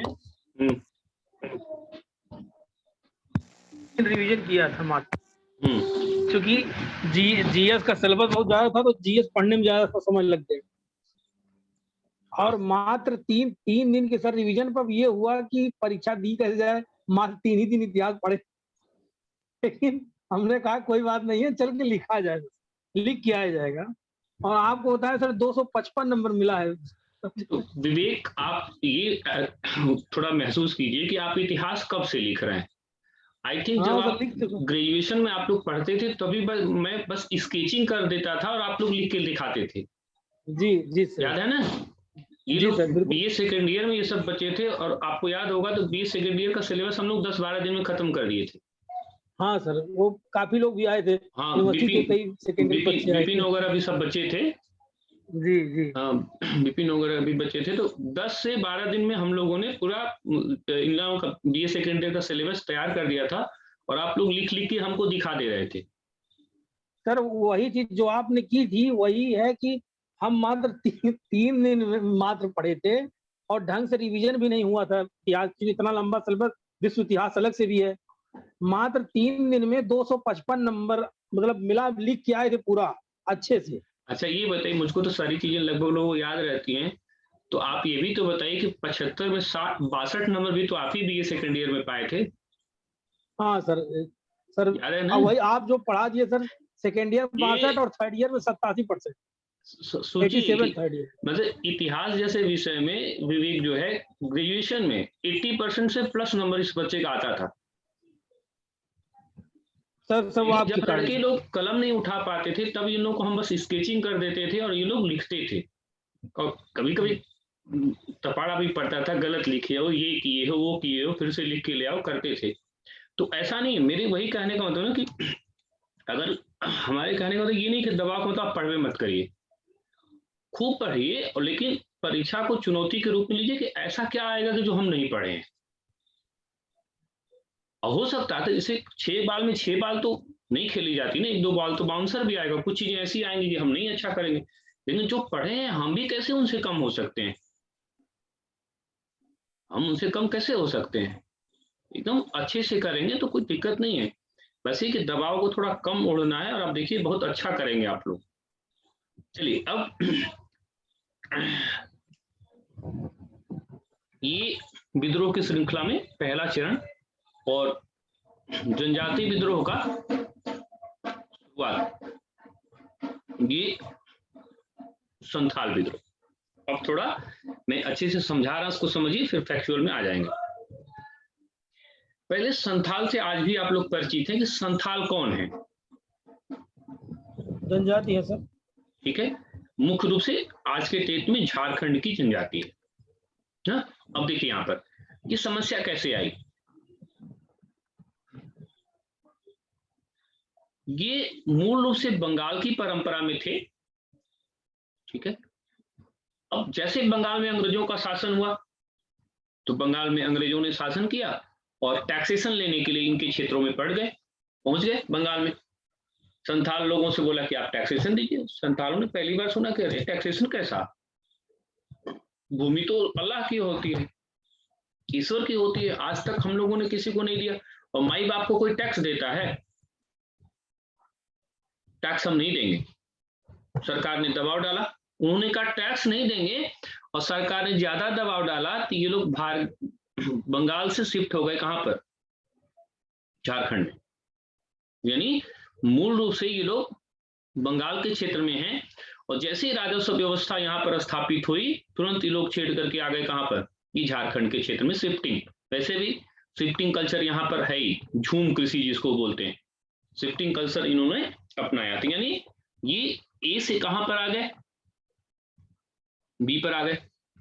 अब जैसे यहां पर बी पर आए, जंगल काटा, भूमि उन्होंने तैयार करी, और भूमि जब उन्होंने तैयार करी तो एक बार फिर सरकार आके खड़ी हो गई कि हमको टैक्स दीजिए। अब देखिए सामान्य आदमी का व्यवहार क्या होता है। सामान्य आदमी जो होता है वो बिल्ली की परंपरा में होता है। बिल्ली की परंपरा का मतलब क्या है? कुत्ता दौड़ाता है, बिल्ली थोड़ा पीछे भाग जाती है, कुत्ता दौड़ाता है, बिल्ली थोड़ा पीछे भाग जाती है। लेकिन एक सीमा के बाद बिल्ली ये देखती है कि अब भागने से काम नहीं बनेगा, और उसके बाद वो बिल्ली क्या करती है? वो बिल्ली फ्रंट फुट पे आती है और वो उसका तेवर बदलती है अपना। और जिस दिन बिल्ली अपना तेवर बदलती है, कुत्ता फिर आगे नहीं बढ़ता है। क्यों? क्योंकि एक चीज पता चल जाता है कि वो कुत्ता है, और ये भी पता चल जाता है कि वो बिल्ली नहीं है, वो चीता के खानदान की है। और अगर अब कुत्ता आगे बढ़ा तो बिल्ली मार के उसको खा जाएगी, ये जान लीजिए। कुत्ते बिल्ली की लड़ाई एक आध लोग देखे भी होंगे या कई लोग देखे होंगे। बिल्ली सामान्य आदमी की तरफ पीछे हटती है, एडजस्ट करती है, लेकिन एडजस्ट करने की एक सीमा होती है ना। और उसके बाद क्या होगा? उसके बाद उस बिल्ली के पास एक ही चारा है, उस आम आदमी के पास एक ही चारा है। बंगाल से हम झारखंड आ गए भाई, हम टैक्स नहीं देंगे तो नहीं देंगे। सरकार ने फिर कहा कि नहीं, टैक्स दीजिए, टैक्स दीजिए, नहीं देंगे। अब यहां पर क्या हुआ? एक हिंसक आंदोलन शुरुआत हो गई। वहां पर एक नवयुवक निकला जिसका नाम है वीर सिंह मांझी। वीर सिंह मांझी ने आंदोलन शुरू किया, प्रारंभिक चरण में आंदोलन।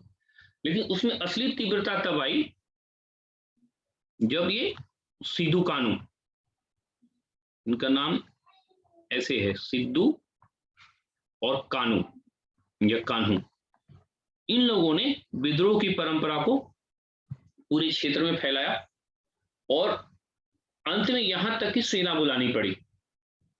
और सेना नहीं बुलानी पड़ी, अंत में जब ये विद्रोह समाप्त हुआ तो इस क्षेत्र को अलग से संथाल परगना घोषित किया गया। अलग से संथालों का परगना घोषित किया गया। उसके लिए अलग से एक लेफ्टिनेंट गवर्नर की नियुक्ति की परंपरा शुरू हुई कि भाई इस क्षेत्र को अलग से आप बचा के रखिए, ये बहुत संवेदनशील क्षेत्र है। इन्हीं क्षेत्रों में, इन्हीं कारणों से फिर से एक विद्रोह शुरू हुआ जिसको बोलते हैं खारवाड़ विद्रोह या सफाहार विद्रोह। यानी पहले चरण में जो संथाल हैं, दूसरे चरण में यही क्या है? यहां पर ये सफाहार है। नेचर सेम है, कारण सेम है। तो दिमाग में क्या बैठाना है? जो संथाल विद्रोह है वो संथाल विद्रोही अपने बदले स्वरूप में 1870 के बाद क्या है? सफाहार है। और वहां पर जैसे नेतृत्व सिद्धू और कानू ने किया था, वहां पर यही नेतृत्व किसने किया? ये भागीरथ ने किया। तो ये फर्स्ट पेज का आंदोलन, ये सेकेंड पेज का आंदोलन। ब्रीफली फिर से देखिए, संथाल वर्तमान में मूल रूप से झारखंड के आदिवासी प्रवृत्ति के लोग हैं। स्वतंत्रता आंदोलन के दौरान, और डेट ऐसे याद करना है, ठीक 1857 के विद्रोह से पहले, वो 57 है तो ये 55 और 56, संथाल विद्रोह की परंपरा शुरू होती है। परंपरा ऐसे शुरू होती है कि मूल रूप से ये बंगाल में है ना, राजमहल की पहाड़ी, वहां पर टैक्सेशन इनसे मांगा गया। टैक्सेशन देने के बदले इन्होंने जगह बदल दिया। जब उन्होंने जगह बदला, फिर से सरकार ने यहाँ पर दबाव बनाना शुरू किया। अब उन्होंने विद्रोह करना शुरू किया। प्रारंभिक चरण में वीर सिंह मांझी, फिर सिद्धू कानू, और यही अपने बदले स्वरूप में 1870 के बाद खारवाड़ या सफाहार आंदोलन के नाम से जाना जाता है, जिसका नेतृत्व किसने किया? भागीरथ ने किया। इसको आप प्रथम चरण और दूसरी चरण दोनों को एक दूसरे से जोड़ करके आपको देखना है। 1857 के विद्रोह की परंपरा से पहले की परंपरा में इसका जो है बहुत बड़ा योगदान माना जाता है कि उसी परंपरा में है, एरिया बेस का ज्यादा है, सरकार को परेशानी भी बहुत हुई थी, और अंत में संथाल परगना को अलग से एरिया बना करके उसको अलग से रूल रेगुलेशन के माध्यम से इनको रखना पड़ा। तो ये संथाल विद्रोह क्षेत्र क्या है, क्यों इन्होंने विद्रोह किया, विद्रोह की परंपरा में पहला चरण में किसका योगदान है, फिर दूसरा चरण में किसका योगदान है, दूसरे चरण को किस नाम से जाना जाता है, ये पूरा संथाल विद्रोह। और संथाल विद्रोह का पूरा कह सकते हैं कि डीएनए टेस्ट, ये कैसे कैसे संथालों ने विद्रोह किया, क्यों किया, किस प्रकार किया, और इसका अंत में परिणाम क्या निकला। संथाल विद्रोह को इस तरह से देखना है, क्योंकि ये विद्रोह महत्वपूर्ण है। तो यहाँ पर ईयर भी ध्यान देना है, और ईयर आपको दिक्कत नहीं करेगा, आप उसको बस समझ के रखिए कि 1857 से पहले का विद्रोह, 1857 से पहले का जो विद्रोह है, उसी विद्रोह को हम संथाल विद्रोह के नाम से जानते हैं। ठीक, तो ये संथाल विद्रोह और उसकी परंपरा। बाद में जिन लोगों के पास नोट नहीं होगा, इसको आप नोट कर लीजिएगा, बाकी बात समझ में आई गई होगी। अगला जो है कोल विद्रोह, सामान्य विद्रोह की परंपरा, इसमें बहुत कुछ टिपिकल नहीं है। कोल विद्रोह की परंपरा छोटा नागपुर का क्षेत्र है। जैसे अंग्रेजों ने इस क्षेत्र में प्रवेश करना शुरू किया, यहाँ पर समस्या आनी शुरू हो जाएगी। और यहाँ पर जो नेता है, भूमि का जो नेता है, उसका नाम है बुद्धो भगत।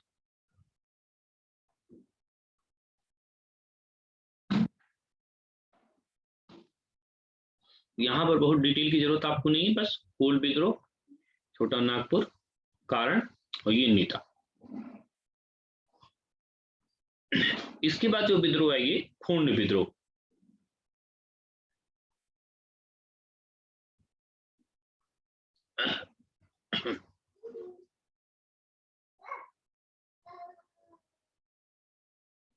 चलिए, ये जो खोंड विद्रोह की परंपरा है, ये उड़ीसा का विद्रोह। कारण यहाँ पर भूमि कर में वृद्धि को लेकर के है, और ये जो आंदोलन है वो चक्र बिश्नोई, या इसी को कहीं कहीं चक्र बिशोई भी कहा जाता है। तो ये चक्र बिशोई और चक्र बिश्नोई के द्वारा शुरू किया गया था, और बाद में इन्हीं क्षेत्रों में, ये 46 है, 50 के बाद एक सवार आंदोलन की शुरुआत हुई। सवार आंदोलन क्या है, ये राधा कृष्ण दंड सेना है। यहाँ पर जो चक्र बिशोई है, इस चक्र बिशोई के आंदोलन को भी मसीहाई आंदोलन कहा जाता है।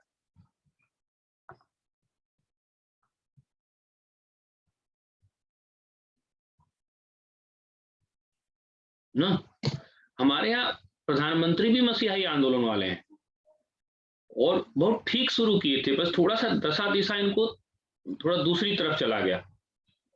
नहीं तो ऐसा नहीं है, वेनेजुएला में भी नोटबंदी करी गई थी, लेकिन 3 दिन के अंदर उसको वापस लेना पड़ा। लेकिन वहीं पर हम लोगों से अपील करी गई, इस तरह से अपील की गई, इस तरह से भावुक अपील करी गई कि हम लोग हंसी हंसी नोटबंदी को गुजार लिए, बस ये देखने में कि बगल वाले के पास कितना पैसा है।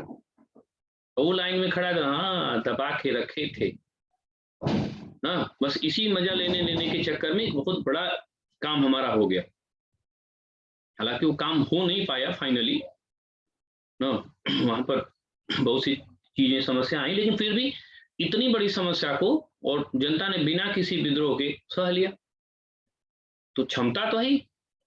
उस व्यक्ति ने एक बोला, ट्वीट किया कि भाई जिनके पास पैसे हैं वो लोग सब्सिडी वाला गैस न लें। करोड़ों लोगों की संख्या उसमें पहुंची,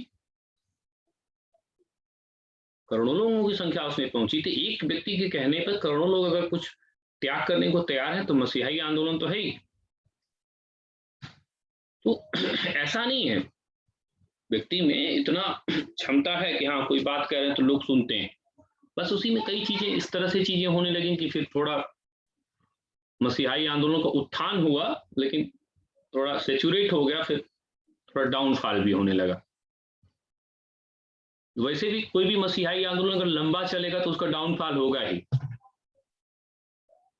ये स्वाभाविक सी बात है, क्योंकि वो नारा पे चलता है, कुछ ऐसी चीजों पे चलता है जो अदृश्य है। तो अगर लंबा खींचेगा कोई भी मसीहाई आंदोलन, अगर लंबा खींचेगा, हाँ, तो मोदी जी पहले इस टेन्योर के बाद दूसरे टेन्योर में नहीं रहे होते तो और हिट रहते। देखिए मोदी जी थे तो देखिए कैसे चला। तो ये सामान्य सी बात होती है कि मसीहाई का मतलब क्या है, एक आकर्षक व्यक्तित्व। तो राधा कृष्ण दंड सेना चक्र बिशोई ने, चक्र बिशोई या चक्र बिश्नोई इन्हीं को कहते हैं, तो उनके द्वारा भी उस क्षेत्र में एक ऐसे आंदोलन की शुरुआत करी गई जिसमें अपने आप को ईश्वर का अवतार घोषित किया गया। अंग्रेजों के खिलाफ तमाम तरह की गतिविधियां घोषित करी गई। लोगों के मन में से डर खत्म किया गया कि नहीं कुछ नहीं होने वाला है, विद्रोह करिए।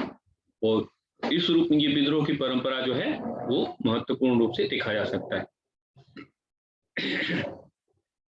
उसी में जो अहोम क्षेत्र है, अहोम क्षेत्र का मतलब जैसे जो असम वाला क्षेत्र है, तो असम है, असम का कुछ क्षेत्र है, बंगाल का क्षेत्र है। तो वहां पर क्या हुआ कि वहां पर भी अंग्रेज प्रवेश करते हैं, और वहां पर जो वहां का युवराजा है, या वहां का जो युवराज है उसका नाम है गोमधर कुंवर। उसने अपने आप को, अपने क्षेत्र को वापस लेने के लिए एक आंदोलन चलाया, और उसी को अहोम आंदोलन। तो अहोम आंदोलन कहाँ पे, एक तरह से उड़ीसा ब्रैकेट में असम भी, उसका भी कुछ क्षेत्र है। तो ये मुख्य रूप से अहोम विद्रोह, ये गोमधर कुंवर, यहाँ पर बहुत डिटेल नहीं जाइए। अब आइए दूसरा चरण, और दूसरा चरण में एक महान विद्रोह, बात कर रहे हैं हम किसकी, मुंडा विद्रोह। इसको महान विद्रोह भी कहते हैं।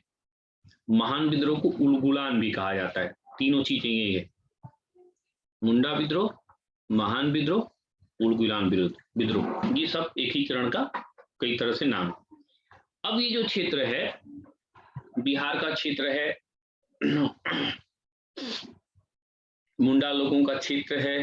अब देखिए यहाँ पर ये बिरसा मुंडा को पहले पढ़ने से पहले भी थोड़ा सा पढ़ लीजिए, ताकि वहां से भी क्वेश्चंस कभी कभी आएगा, बहुत अच्छा आएगा। तो जो बिरसा मुंडा का आंदोलन है, बिरसा मुंडा के पहले समस्या क्या थी, ये देखिए कि यहाँ पर क्या हुआ, ये जो क्षेत्र है यहाँ पर ईसाई मिशनरियां बहुत सक्रिय थी। ईसाई मिशनरियों ने लोगों को कन्वर्जन करना शुरू किया, नारा देना शुरू किया। उन्होंने कहा कि सारे सुखों दुखों को आपके ईसा मसीह समाप्त कर देंगे। बहुत से लोग ईसाई गतिविधियों में संलिप्त भी हुए, गए, वहां पर देखे।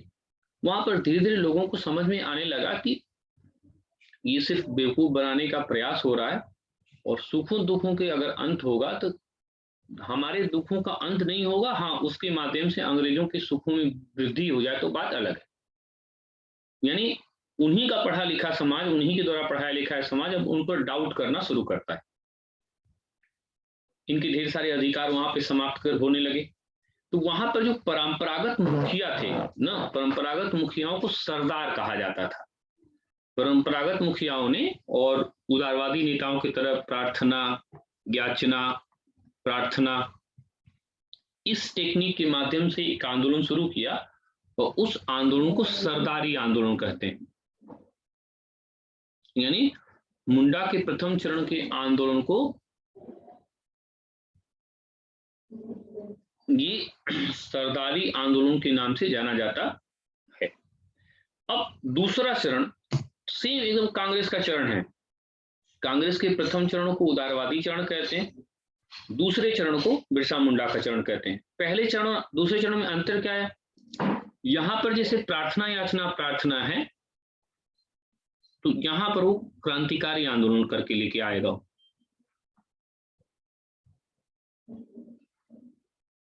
जो बिरसा मुंडा है ये भी ईसाई मिशनरी का प्रोडक्ट है, उन्हीं से पढ़ा है, उन्हीं से लिखा है, और उन्हीं की पढ़ाई से एक चीज समझ में उसको आ गई कि ऐसा है कि अंग्रेज सिर्फ शोषण करना जानते हैं, सिर्फ नारा देते हैं, छलावा करते हैं, शोषण करते हैं। धीरे धीरे उनके वास्तविक उद्देश्य से वो परिचित हो चुका था, और उसने क्या किया कि अपने क्षेत्रों में आकर के लोगों को संगठित करना शुरू किया। ये अंग्रेज शोषण की प्रवृत्ति को लेकर के हैं, शोषण को लेकर के आएंगे, और धीरे धीरे क्या हो गया, अपने क्षेत्रों में वो उपदेशक के रूप में काम करने लगा ना। उसको सुनने के लिए लोग दूर दूर से आने लगे। बिरसा मुंडा बाबा हो गया, बिरसा मुंडा बाबा हो गया, धार्मिक उपदेशक हो गया ना। मांस खाना उसने छोड़ दिया, शराब पीना उसने छोड़ दिया, लोगों को तरह तरह की अच्छी अच्छी साइकोलॉजिकल बात उसने करना शुरू कर दिया। संदीप माहेश्वरी हो गया हो कि ऐसे करो तो 10 दिन में तुम्हारा IAS क्या है, तुम कुछ भी कर सकते हो, हाई कर सकते हो, हाउ कर सकते हो। तो क्षणिक रूप में ऐसा भी नहीं है, वो लोग सक्सेस भी हैं, क्योंकि सब कहीं ना कहीं से थोड़ा असफल है, तो उसको लगता है कि नहीं ऐसा नहीं ऐसा है। 2-4 घटनाओं को, प्रेरक घटनाओं को उसमें जोड़ देंगे, कुछ महान लोगों की बातों को जोड़ देंगे। आप लोग हाँ यार ये तो बात तो सही कह रहा है। तो बात तो सही कहने वाले बहुत हैं, बात करने की समस्या है ना। हम ही कहते हैं हाँ सदा सत्य बोलो, सदा सत्य बोलने में कितना खतरा है।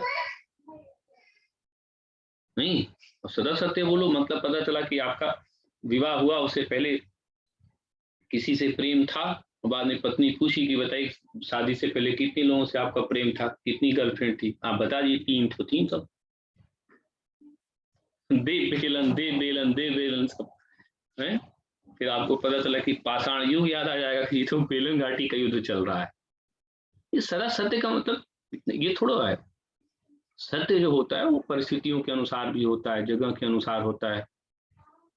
कभी कभी जीवन में बोलना ही नहीं चाहिए, चुप रहना चाहिए, तमाम तरह की चीजें हैं। तो वो मॉरल बूस्टअप के लिए लेकिन बहुत अच्छा होता है। उसने लोगों को बताना शुरू किया कि ऐसा है वैसा है, जीवन में इस तरह से रहिए, और टारगेट उसने बताना शुरू किया कि ये उपनिवेशवाद यानी करने का मतलब कि ये आंदोलन जो है वो अंग्रेजों के खिलाफ है। मैंने अभी थोड़ी देर पहले आपको घटना बताई थी कि एक व्यक्ति ने पूछा कि भाई इन लोगों के पास इतने संसाधन है, तो उसने बताना शुरू किया होगा कि संसाधन से कौन सा युद्ध जीते जाते हैं ना। युद्ध किससे जीते जाते हैं? युद्ध जीते जाते हैं साधन से, साधना से ना। और मैं क्या करता हूं, थोड़ा आपकी हेल्प करता हूं। मेरे पर आपको विश्वास है कि नहीं ना? मेरे पर आपको विश्वास है तो मैं क्या करता हूं, अंग्रेजों की शक्ति को समाप्त कर देता हूं। अंग्रेजों की शक्ति स्वाहा, उनकी बंदूक गोली हो गई। तो सामने वाले का क्या होगा? सामने वाले का उत्साह पानी हो गया। अब आपका ऊर्जा लेवल क्या है? बढ़ गया। अब इस मन स्थिति से अंग्रेजों से लड़िए। तो जब इस मन स्थिति से लड़ेंगे तो उनकी तीर की गति और बढ़ जाएगी। और हुआ भी यही कि जो भी उस समय का पुलिस था, थाना था, प्रशासनिक केंद्र थे, पुलिस, थाना, प्रशासनिक केंद्र अंग्रेजों को निशाना बनाया गया और अनेक लोगों की हत्याएं करी गई।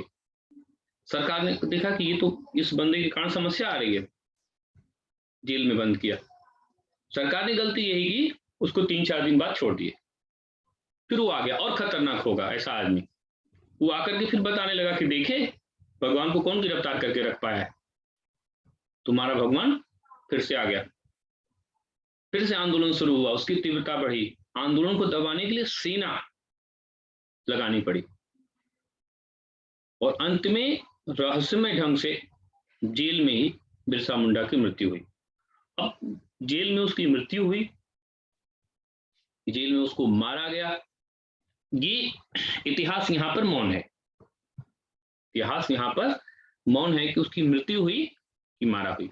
लेकिन कम से कम ये हुआ कि उन क्षेत्रों में, झारखंड के क्षेत्रों में या छोटा नागपुर के क्षेत्रों में इस विद्रोह को आप एक अलग स्तर प्रकार का देख सकते हैं और एक अलग प्रक्रिया के रूप में देख सकते हैं। झारखंड के निर्माण से पूर्व बिरसा मुंडा का इतिहास थोड़ा कम प्रचलन में था।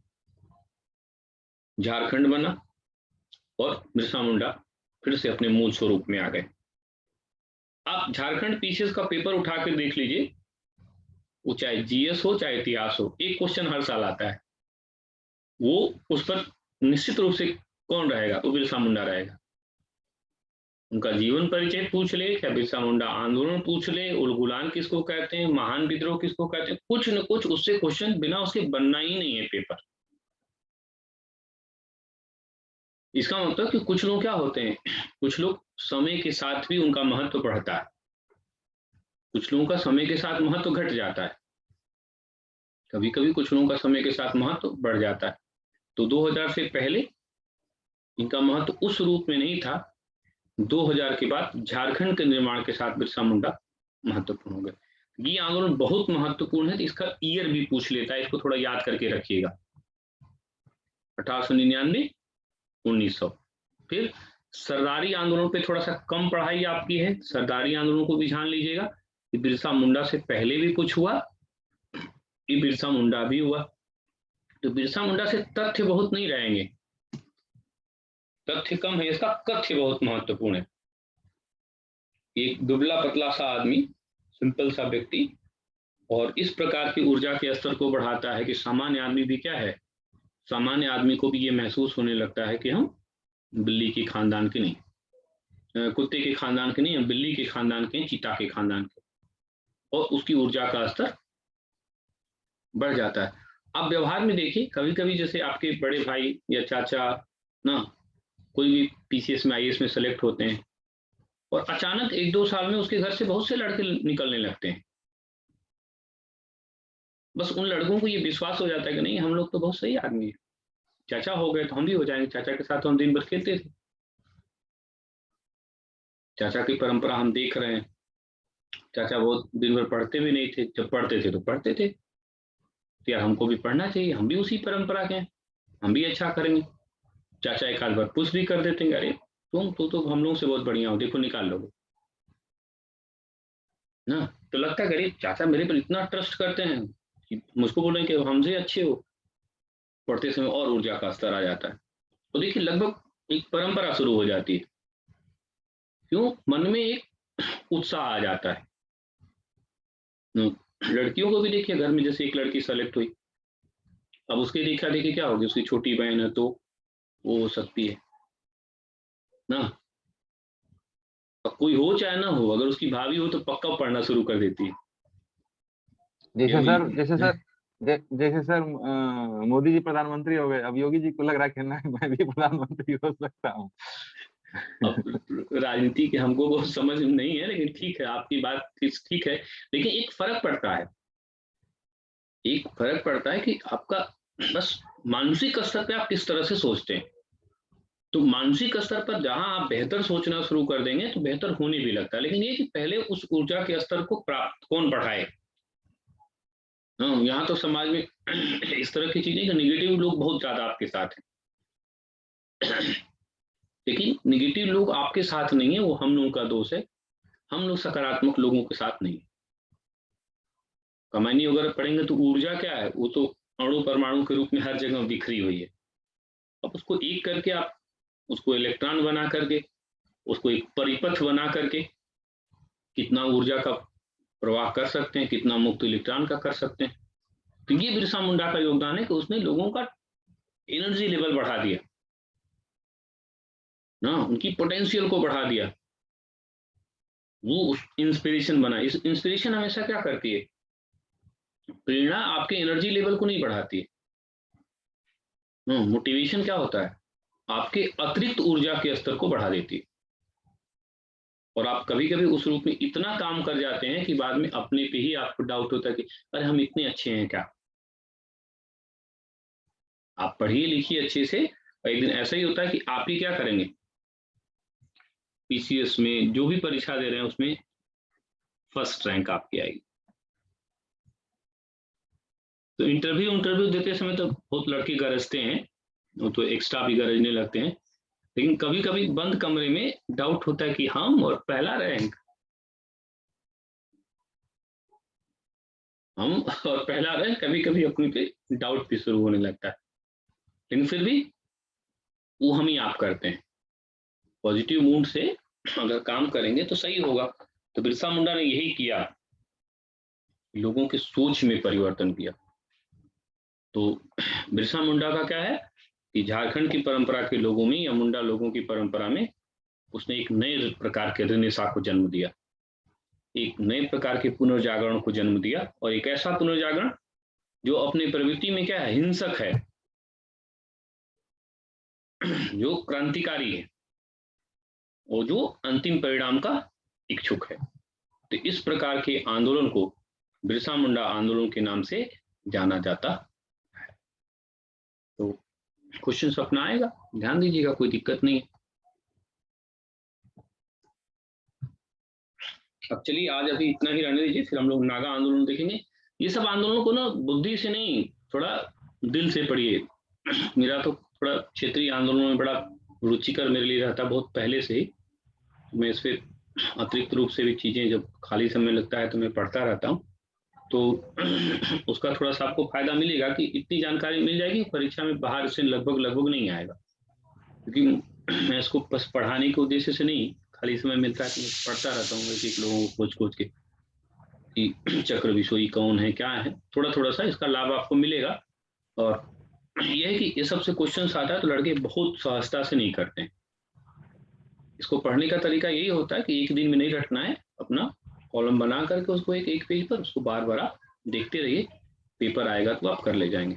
प्रशांत क्वेश्चन। सर क्लास कल भी इसी टाइम चलेगी या मॉर्निंग में चलेगी? नहीं, आज क्लास चलने के पीछे दो कारण था। पहला कारण ये था कि नोट्स जो है आप लोगों को मैं रात में नहीं दे पाया था, काफी रात हो गई थी उसको फिनिशिंग करने, तो मैं जान रहा था कि नोट्स नहीं है तो फिर दिक्कत होगी, लेकिन नोट्स बहुत महत्वपूर्ण कारण नहीं था, जैसे आज पढ़ा देते सुबह। दूसरा मूल कारण था, छोटे वाले बाबू को कल मैं वैक्सीनेशन कराया और उसको जैसे जैसे रात बढ़ी वैसे वैसे उसका बुखार बढ़ने लगा, तो सुबह तक उसका बुखार काफी दिक्कत था, तो फिर दवा से कुछ अभी तो ठीक हुआ, तो अब उसका टेम्परेचर बहुत बढ़ रहा था तो दिक्कत हो रही थी, फिर स्कूल भी जाना था उसमें, तो स्कूल तो खैर लोग नहीं गए लोग, लेकिन फिर भी मूल कारण वो भी था, तो इसीलिए क्लास जो है नहीं लिए। तो क्लास आपकी अपनी टाइम पे ही चलेगी। मैंने एक चीज कहा था आपसे, क्लास टाइम पे चली, कभी कभी जो इधर उधर की चीजें हो जाती हैं तो उसमें मैं दूसरे समय कभी भी दिन भर में अपना मौका रहता है, क्लास अपना मेंटेन हो जाएगी, ताकि क्लास में गैपिंग ना हो। ओके सर, ठीक है। आज शाम को आप लोग का टेस्ट है ना 10:30 से 11? Yes sir, okay sir. हाँ तो ठीक है, अपना 10:30 से 11 मेहनत करिए। पिछले वाले टेस्ट को तो मैंने आसान बनाया था, आप लोग को नंबर क्यों कम आया? सर मैंने एक ही टेस्ट दिया था, उसके बाद नहीं आया था। नहीं, मैं तो जान के पेपर आसान बनाया था, तो कैसे कम कैसे? मुझको लगा था कि एक आध लोग 40 क्वेश्चन टच करेंगे। क्या दीपक, क्या समस्या हो रही थी?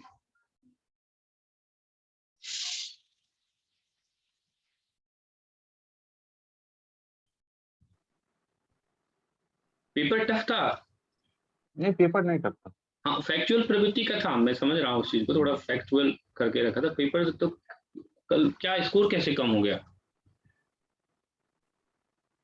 तो सर वही तो पता लगता है, पता लगा नहीं स्कोर नहीं, लेकिन 40 तक का मेहनत रखिए आप। ये हम टेस्ट पेपर बना रहे हैं, आपको आप लोग उसको चुनौती के रूप में लीजिए। नहीं सर, थोड़ा सा तो जानते हैं सर, एक चीज का थोड़ा सा अगर हो जाता तो निश्चित रूप से उसमें कोई न कोई कुछ सुधार देखने को। सर इसका जो पेपर होता है, इसका पीडीएफ, इसका बस आज के बाद आपको एकदम मिल जाएगा। हमने आपको उसी दिन कहा था कि क्लास में एक थी, अब वो क्लास आज समाप्त है उन लोगों की। जैसे मतलब होता है ना सर, उसमें पता चलता है कि चीजें कहाँ से गड़बड़ हो रही है मूल्यांकन। एकदम आज जो पेपर होगा वो पेपर आपको पीडीएफ भी मिल जाएगा और उसका आधा घंटा का डिस्कशन भी हो जाएगा। ठीक है, मैं आज पेपर दे लीजिए, कल से फिर मैं एकदम आपका समय बता दूंगा, तो पेपर भी होगा, उस पर डिस्कशन भी हो जाएगा, ताकि आसपास की चीजें पता भी चल जाएंगी।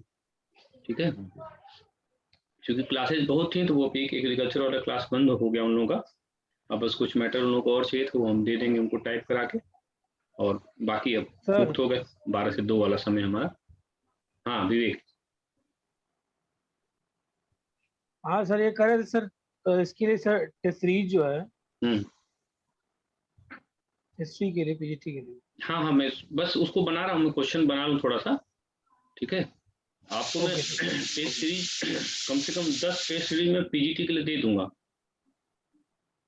ठीक है, और फिर चैप्टर वाइज क्वेश्चंस भी मैं बना के दे दूंगा, सारे चैप्टर वाइज मैं बना रहा हूँ। ठीक है, ओके, तो क्वेश्चंस भी आपको चैप्टर वाइज भी दे दूंगा, वो प्रैक्टिस के लिए कर लीजिएगा। कम से कम 10 टेस्ट सीरीज हम आपको पीजीटी का दे देंगे।